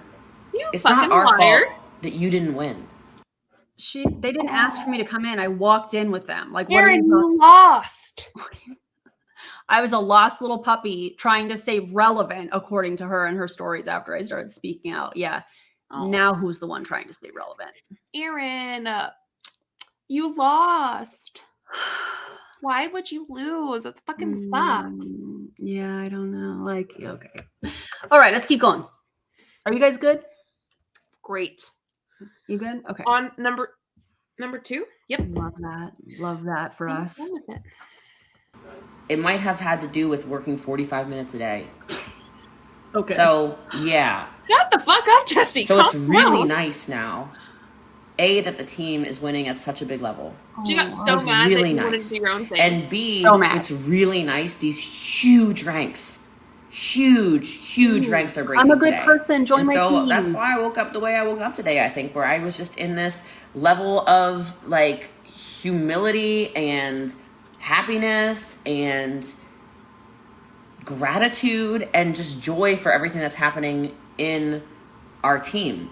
And this is a Dr. Phil quote, but I like it. At the end of the day, whether or not those people are comfortable with how you're living your life doesn't matter. What matters is what you're comfortable with. I'm like so that excited quote. for Amber You can Higgins take that too. to heart. Like, just spread love everywhere you go. And I know that me being positive and hopefully shining pretty damn bright and helping as many people as possible, I know it bothers people. But it only bothers people who have a lot of inner work that they need to do. Did you know that you can make shit shine too? Just You could saying, put throw glitter some on it. glitter. Same. Crazy, right? Oh, whoa. Yeah. Okay, let's keep going. Yeah. A lot.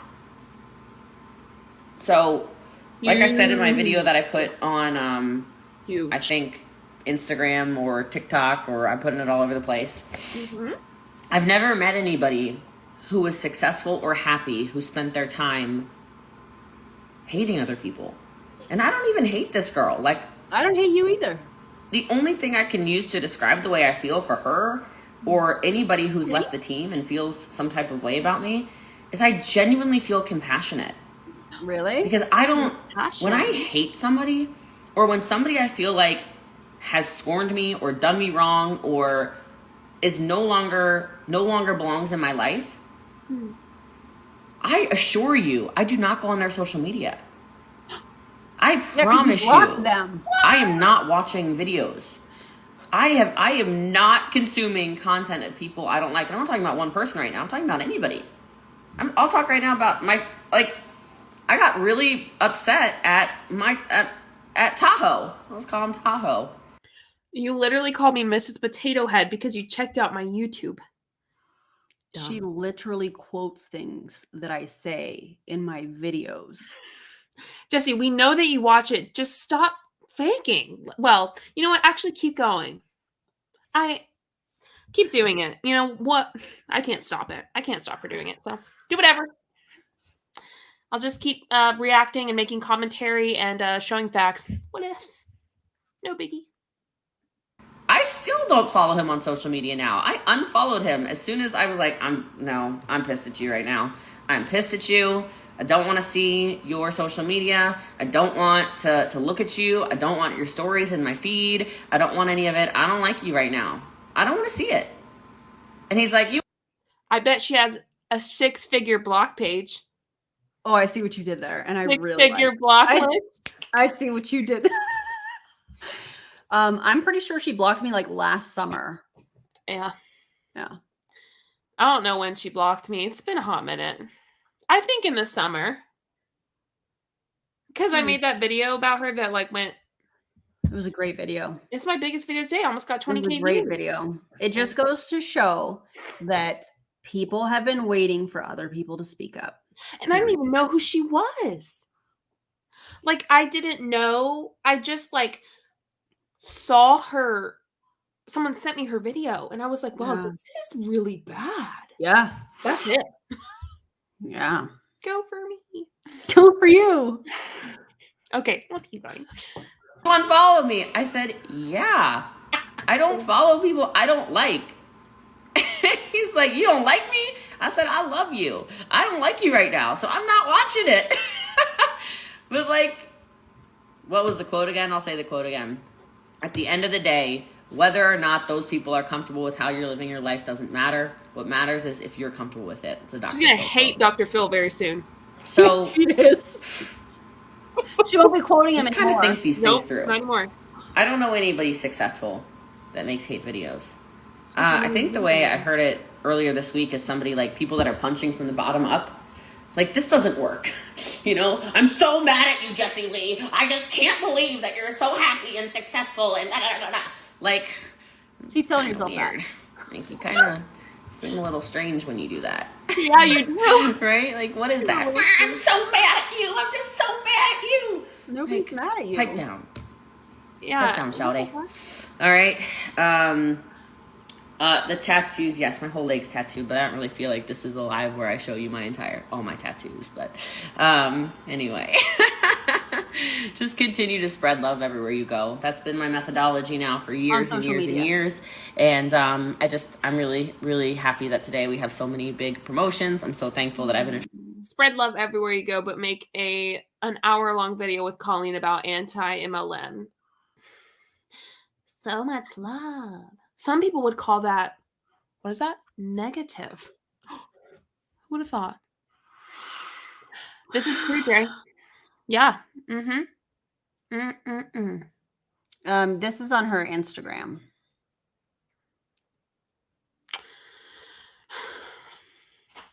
Yeah. Oh God, I love this comment, Melissa. You always leave great comments. Thinking from the bottom, you have to be in the structure, and we're not. We're sitting over here eating popcorn and breathing fresh air. We're watching her punch. She's trying to punch something. I don't know. The accuracy of that statement. It's so true.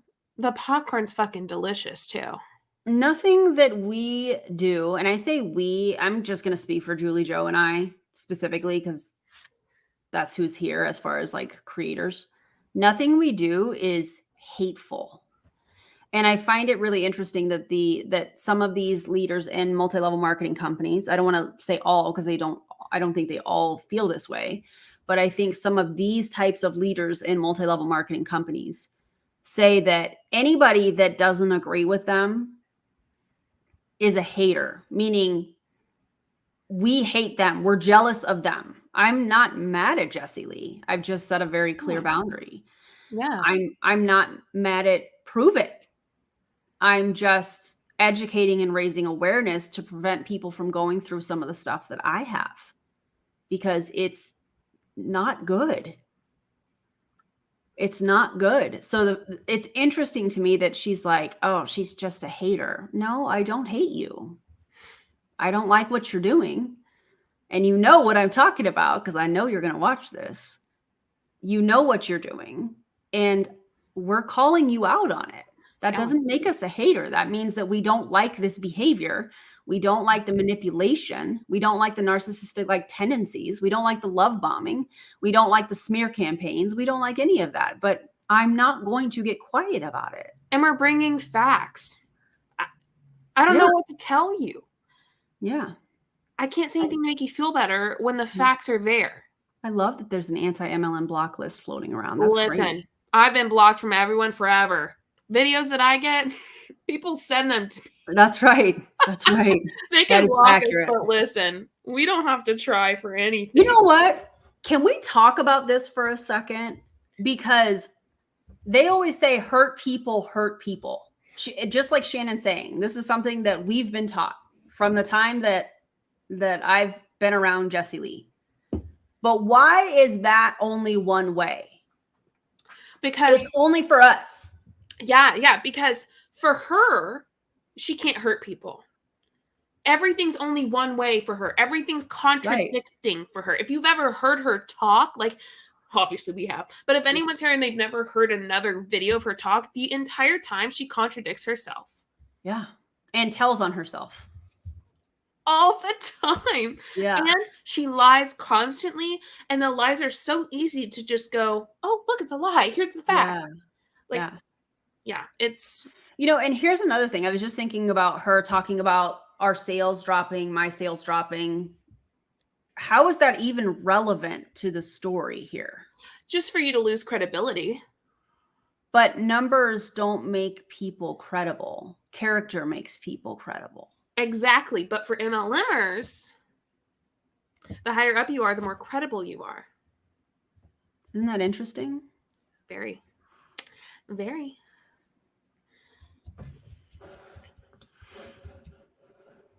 We don't Attracting care deeply really about good leaders to our team.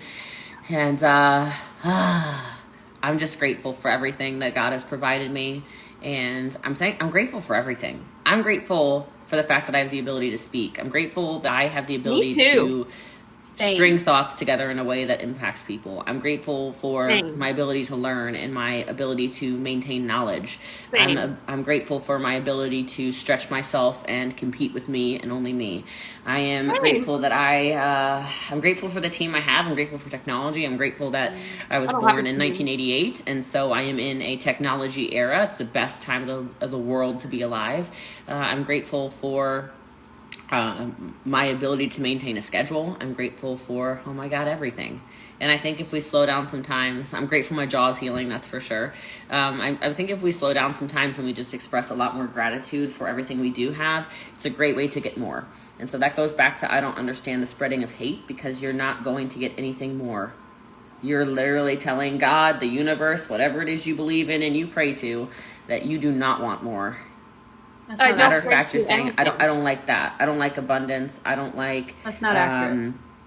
Success. I don't like prosperity. I don't like all you're saying without saying it is that you're absolutely okay with shaming people for living their life a certain way. Yep. That's it. I would call that negative. I would call that a lack of abundance. Jesus. No one here is spreading hate. Thank you. Now, am I going to call her on her shit? Absolutely. Absolutely. Ugh, ridiculous. I'm rolling my eyes so hard I can see my brain. Oh my God. Again, Melissa with the comments. I love it. Yeah. Same though. Oh my God. It hurts kind of, makes you dizzy when you roll it that hard. We're almost done. Let's see what other bullshit she has to say. Big businesses. I don't like attracting however many thousands of people. I don't like influence. I don't like power. I don't like energy. I don't like wait, never mind. I'm going to keep going. Happiness. I don't like joy. When you tear down somebody else who has all of these things, I just want you to think about what that probably is saying that you actually want in your life, and how that is, and what that is actually attracting to you, which is the exact opposite. I am 1988. Yes, I was born November 1st, 1988. So I'm going to blow a lot of your minds right now. I was born in 1980. I am going to be 42 in May. Look at that. Look at that queen. Look at her. Stunner. I love you. I love you. It's, the glow up, rest, relaxation, meditation, stepping out of grind culture. It does some incredible things for the soul. I must say. It does. I celebrate people very, very loudly. That's why I'm flying to Toronto on the 4th. I'll be there. I'll be doing a meetup on the 5th. I'll put the Eventbrite in my stories and stuff like that. I'm grateful for you, Teresa, as well. I'm not flying to Toronto for anything except for Rakan is a good friend of mine, and he's got a really big announcement thing that I'm not supposed to say, and he asked if I'd come, and I said, yeah. Hey Barry, I said, yeah, I will be there to support you, and then I'm going to make him teach me some Telegram stuff. But you don't always have to do things for your own benefit. You can do things to push other people, to motivate and to encourage other people. I will be in Miami on the 17th of March. I did say my birthday is November 1st. Yvette says, oh my God, we share a birthday. That's awesome. Me and Rakan with a bunch of hearts. I know. If Rakan were a little older and if I were trying to settle down, I'd probably be like, let's just make some babies. But alas, alas, you know, I don't know. I'm not in a baby making phase right now. So, now we've shifted hey, I said I didn't know what I was going to talk about on here. We could talk about that too. You know, what can I say? So yeah. I am a Scorpio. Yeah, Scorpio. Scotland. So I will be in Italy on April 25th. For sure. I think I keynote on the 29th, if I'm not mistaken. And then after that, I'm basically kind of free to tour around. So I'm sure I'll be in Germany. I really need to go to the Netherlands and Belgium more than not. More is virtual, so I can watch from a cell phone or something. Let's see. He's the nicest guy. He's spicier than you think he is, but he's like perfectly spicy. So, you know, I think long term, Rakan and Jessie Lee could be good. So I don't know. Stay tuned for a couple of years. We'll see. I'll find out about a Miami meetup for sure. I just need. Part of it is because he's filthy rich like her. Yeah. Everything, in my opinion, for her is about power and money.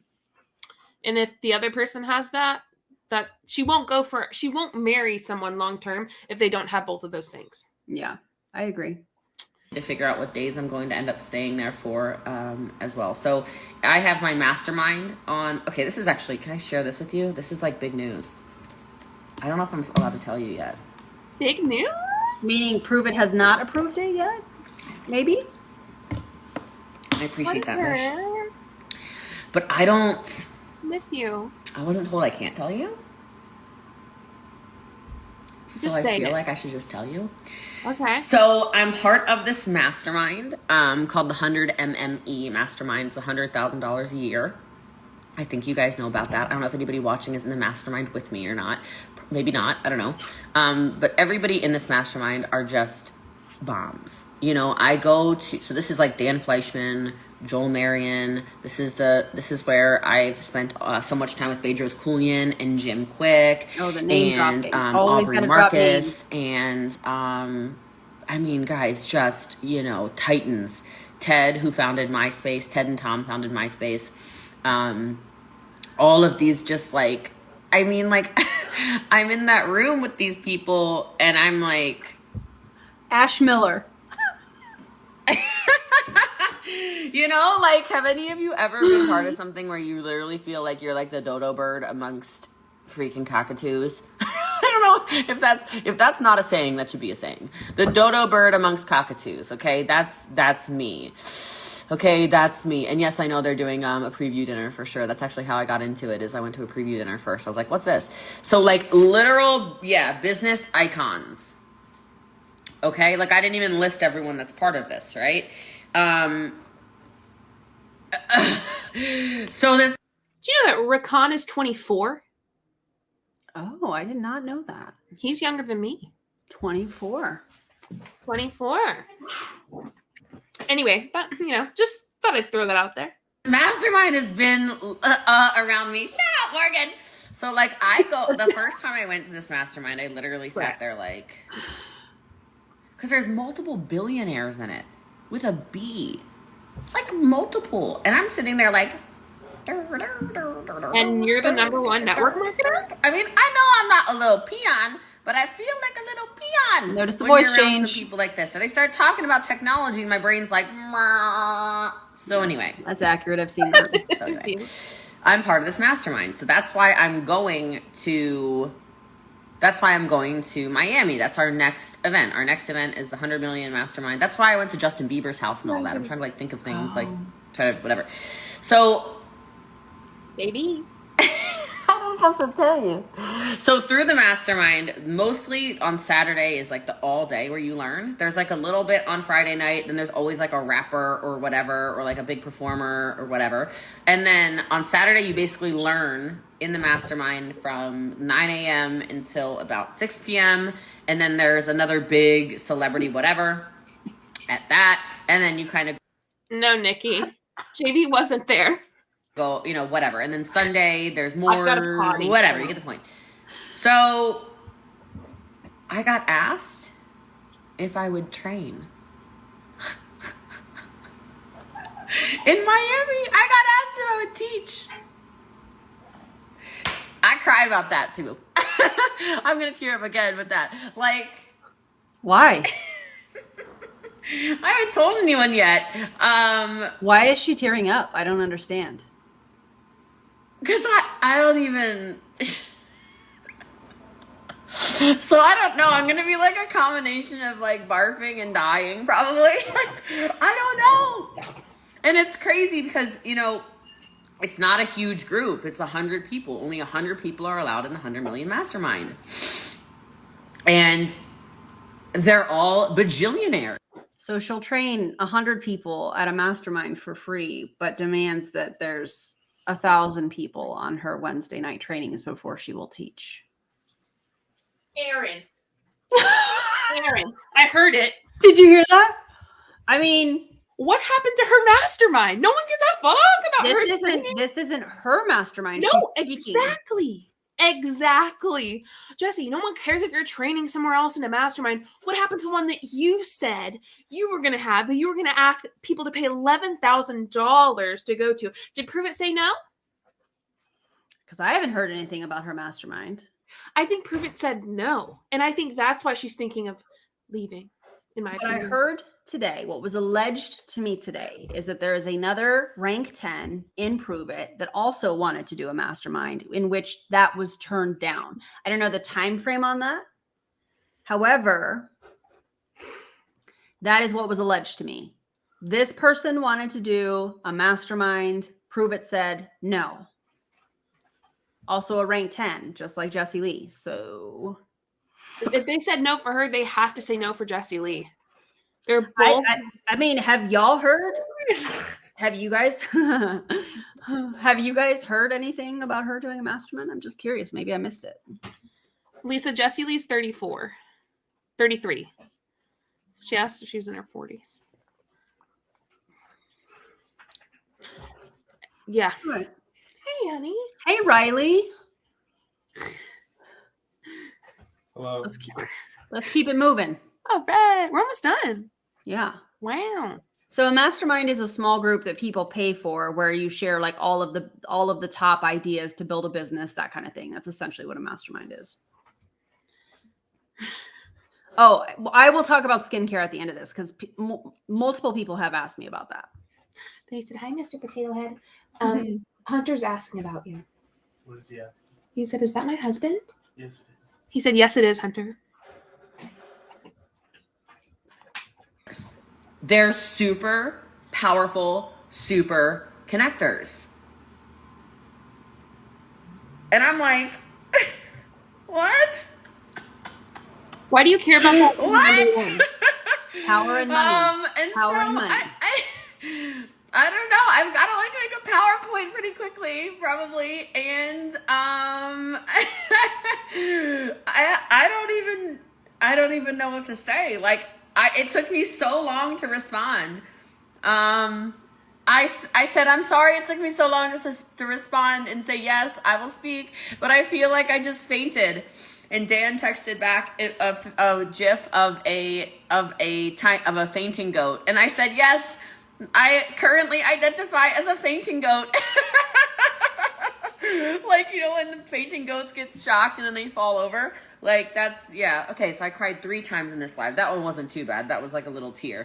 But why? But just the woman was too stunned to speak.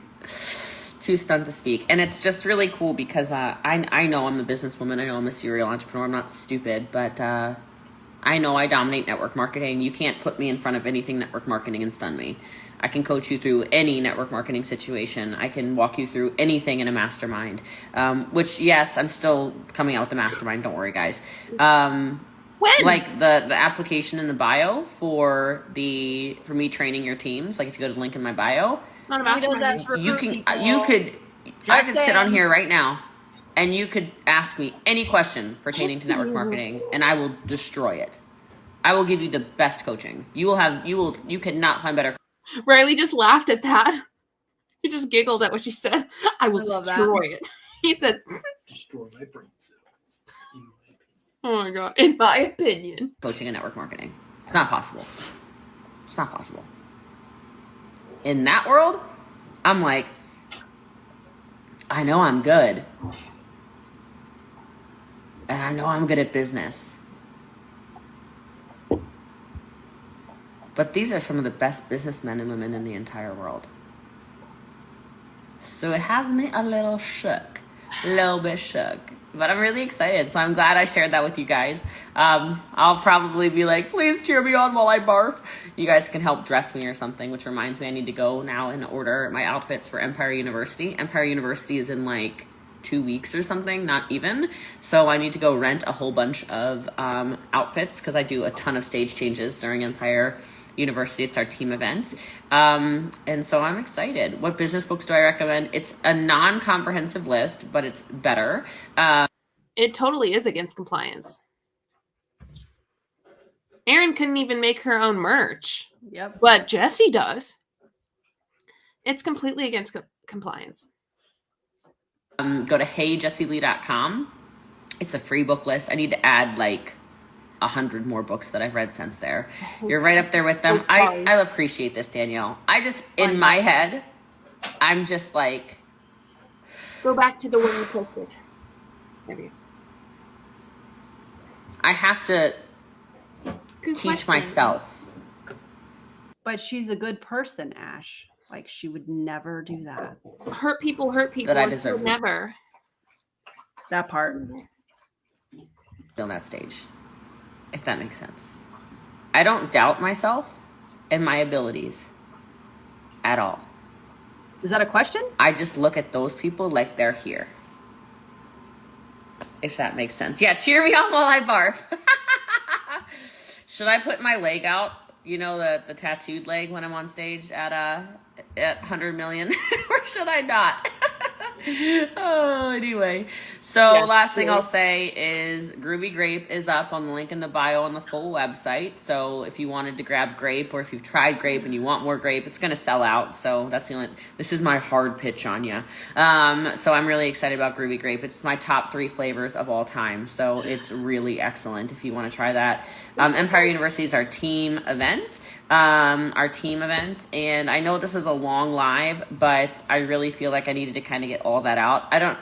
I'll ask Instagram. Like, I'm definitely going to upload this to Facebook. Should I leave this on my Instagram TV or no? Yeah, you definitely You let me should. know. Just I'm let glad me know. you did. Thanks, Thank Andrea. you for that. Appreciate you. Thank you, Katie. She says, honestly, you feel like you deserve it more than anybody. I appreciate you guys so much. Thank you. So let me know on Instagram if I should share this, because I know maybe not the end. The end might not have been that powerful, but the beginning definitely was. So, all right, I'll share it over there too. All right, my loves, I appreciate you. I will be back. We'll still do a get ready with me. We'll do all the stuff that we always do every day, but I really needed to talk. I'm excited, Danielle. She says, I get to join the Empire in 5 months. I can't wait. I'm excited for you. Please don't. Don't do that. Yeah. Oh, Shirley, that's so sweet. She says you could go up against anyone in training. Thank you. So I love you guys. I appreciate you. Thanks for letting me chat with you guys. That got really deep, got really highs and lows and all kinds of stuff. But you're all incredible. Have a beautiful Saturday, and I'm glad you appreciate the rawness. This is Jessie Lee. You got a lot of Jessie Lee today, not so much Boss Lee. So I love you. I'll talk to you soon. Ciao, ciao. Ciao. How do we feel? I feel like I burned so many calories this whole time. Like, I'm like, you know what I mean? Oh, yeah. Yeah, Just another Jessie Lee bullshit live. Pretty simple. She did it with intentions of, trying to boost her ego, while also trying to show that it's not her, it's you. The stuff that you're saying's not credible. It's not true. Yeah. You're just bitter. Clearly I'm bitter. No. Clearly. Should I get my skincare real quick? Are you guys still into this? I know we've been live for a long time. Skincare. Oh, I'm so tired. Let me see what everybody says here. I mean, I can always do it. I guess I could do it on another live or another video. Skincare and oh yes, another live. Do a skincare and a supplement thing. Oh Yeah, I should do a supplement one. Okay, I'm gonna go to the bathroom. I'm gonna grab my skincare. Okay. So maybe like if you guys have any questions, you can drop them in here now. And yeah, it was a lot of gaslighting. I agree. Thank you, Harper and the Sunshine Gang. I love that comment and I love the name. I love that name. That's amazing. And thank you so much. I appreciate that. Okay, be right back. Enjoy, Paige. Paige just got here and she's like, I'm starting from the beginning. Enjoy. I love that. 3 hours later. It's definitely our longest live. I am exhausted. My migraine. How do I get my Instagram back? Hunter, what happened? I wonder if we send in emails that you could get it back. I wonder what happened. Did someone report you?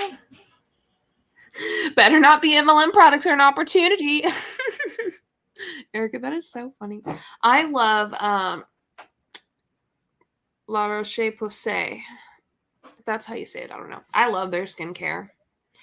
Big fan. Been trying all week.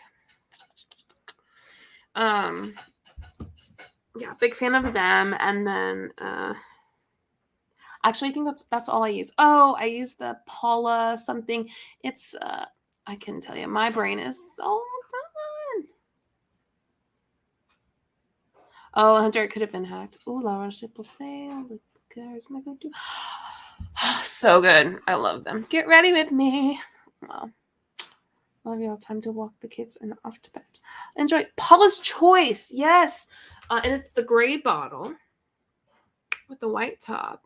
It's like the toner type of stuff. I forgot exactly. There's one little thing. I don't know much about them. All I know is that the person I used to help with some stuff at her apartment, she always had that and loved it. Did I miss any questions? No, I was just talking about like what I like, the La Roche-Posay, and then 2% AHA. Yeah, and then I use a product from Paula's Choice. Okay, skincare. We ready to talk about it? Yes, let's do it. Good night, Moya. Sarah B. Good one. I have normal to dry skin. So I use the Hydrating Cream to Foam Cleanser by CeraVe. Nice. Love Step that. 1. Yes. Or BHA. Sure, yeah. BHA. I am a huge fan of that for a number of reasons. I like how it foams up, but I also like that it has hyaluronic acid in it. But I do take it one step further, and I use hyaluronic acid. However, what a lot of people don't know, you can't see this. Your face. What? Is Love that it. your face should be wet when you're putting hyaluronic acid on. Your face should be wet so that it can absorb more moisture and pull it into the cells. So this, I just got this from Amazon. This is like, it's nothing fancy. And this is by Sinalis Cosmetics. It's just a hyaluronic acid serum. That's it. Read that. Wet, wet, or damp, wet? Wet, wet, or damp, wet? Wet. Yeah, because it's gonna pull the moisture in. Okay. Yeah, great question. Erin, you might not like sharing MLM, but you glow when you share and educate. I love it. I've always loved it. Thank you for that, by the way. Okay. Yes, DM. I'm a chemist. I can explain that further. Yes, please. Because I'm trying to keep it just simple and just the things that I've learned. You're welcome to lines. Sometimes, okay, so during the day, I will sometimes use this vitamin C serum. Nice. Vitamin C. Yep. And then at night, I use a retinol cream. Nice. Do you use sunscreen? I just ran out of the sunscreen that I was using. Actually, I need to get some more, but yes. Nice. Always sunscreen, people. Because, your girl, she's porcelain up in here. So Always the sunscreen. yes. The moisturizer that I use is by First Aid Beauty, I've heard of which that. somebody was just talking about. I saw this is the Ultra Repair Cream. I put it on thick Yes. neck, whatever this is called that I can never pronounce. Decolletage? Sure, or your chest. I'll just Or say your Why are you gonna do it? Or your chest. Either way. But like I put that all over. she goes on thick. Okay. We love that. Clavicle? Yes. What is that called? Yeah, I love I us. couldn't tell you. I just love us. Anyways, this is the moisturizer that I use. I put it on thick because I do have normal to dry skin. This is what I use under my eyes every single day by The Ordinary, and it's a caffeine solution. I do also use The Ordinary as well. One thing. Yes, put some on your chest. Oh my God, I love us so much. So I use that under my eyes every morning. And then once a week, I do The Ordinary AHA, BHA peel. Yes, I do that as well. Yeah, I'm a huge fan of this, actually. I would say if you have not used this, I would test it in. Yeah. Like I wouldn't put it all over your face at first because it's pretty tingly. Maybe like a spot on the back of your neck or something. Yeah, and so, but you're not supposed to have this on your skin more than 10 minutes. But I love the effects, and I love how soft it is. And also, the other thing that I do for skincare is I get Botox every 4 months, 3 to 4 months. And Nikki. True that. oh my God, Nikki. Yeah, so Good skincare talk. I love skincare. I love it. But that's pretty much what I use, other than sunscreen. But I ran out of that, and I can't remember the name of the brand that I was using. I need to get some more. My sunscreen. I use pretty much everything from La Roche-Posay except that BHA from Paula's Choice, and then that Ordinary peel. Yeah, I made you the peel tonight. Actually, my moisturizer is e.l.f. My nighttime moisturizer. My daytime moisturizer is La Roche-Posay. Love that. Also, I don't wear foundation. Nice. I don't know if you guys know that. I don't wear foundation. What I have on my skin today is just a setting powder. I love that. I don't wear foundation. Love e.l.f. Yeah, same. Affordable, and for me, I love it. Yeah, I'm all about it. And you know, e.l.f. and NYX and all of those like drugstore brands are putting out some incredible things. Yeah, they really are. Thanks, felines. Yeah, I just That's what I use, Charlene. The Holy Hydration moisturizer. I use it at night. Hunter, we're gonna have to talk about this skincare situation, sir. Also, we got to help Hunter get his Instagram back. It's still not back? We got to figure this out. Yeah, it is so good. So anyways, that's my skincare. Thank you guys for asking that, because I also used to have really bad acne. So the fact that you guys are asking me about my skincare is pretty incredible. Felines. It's been a process. You do have beautiful skin. It's been a process. I do break out once a month when I'm about to start my period. I do but then it goes away. I think we all have those hormonal breakouts, though. I definitely do. That's normal. All right. I'm good. Do you have anything else that you want to say, friend? Nope, I'm sleepy. Yeah, I appreciate all of you. Thank you for listening. Thank you for being here. Thank you for subscribing, liking the video. If you're a member, thank you for being a member. And it's wild because you guys could be doing anything, and you guys have been on here listening to us, which is amazing. So, yes. Okay. That's all I got. Me too. Okay. Love you. Bye. Don't join an MLM. Bye. Don't join an MLM. I almost said M&M. Don't join an MLM. Okay. Yeah. Bye. Bye.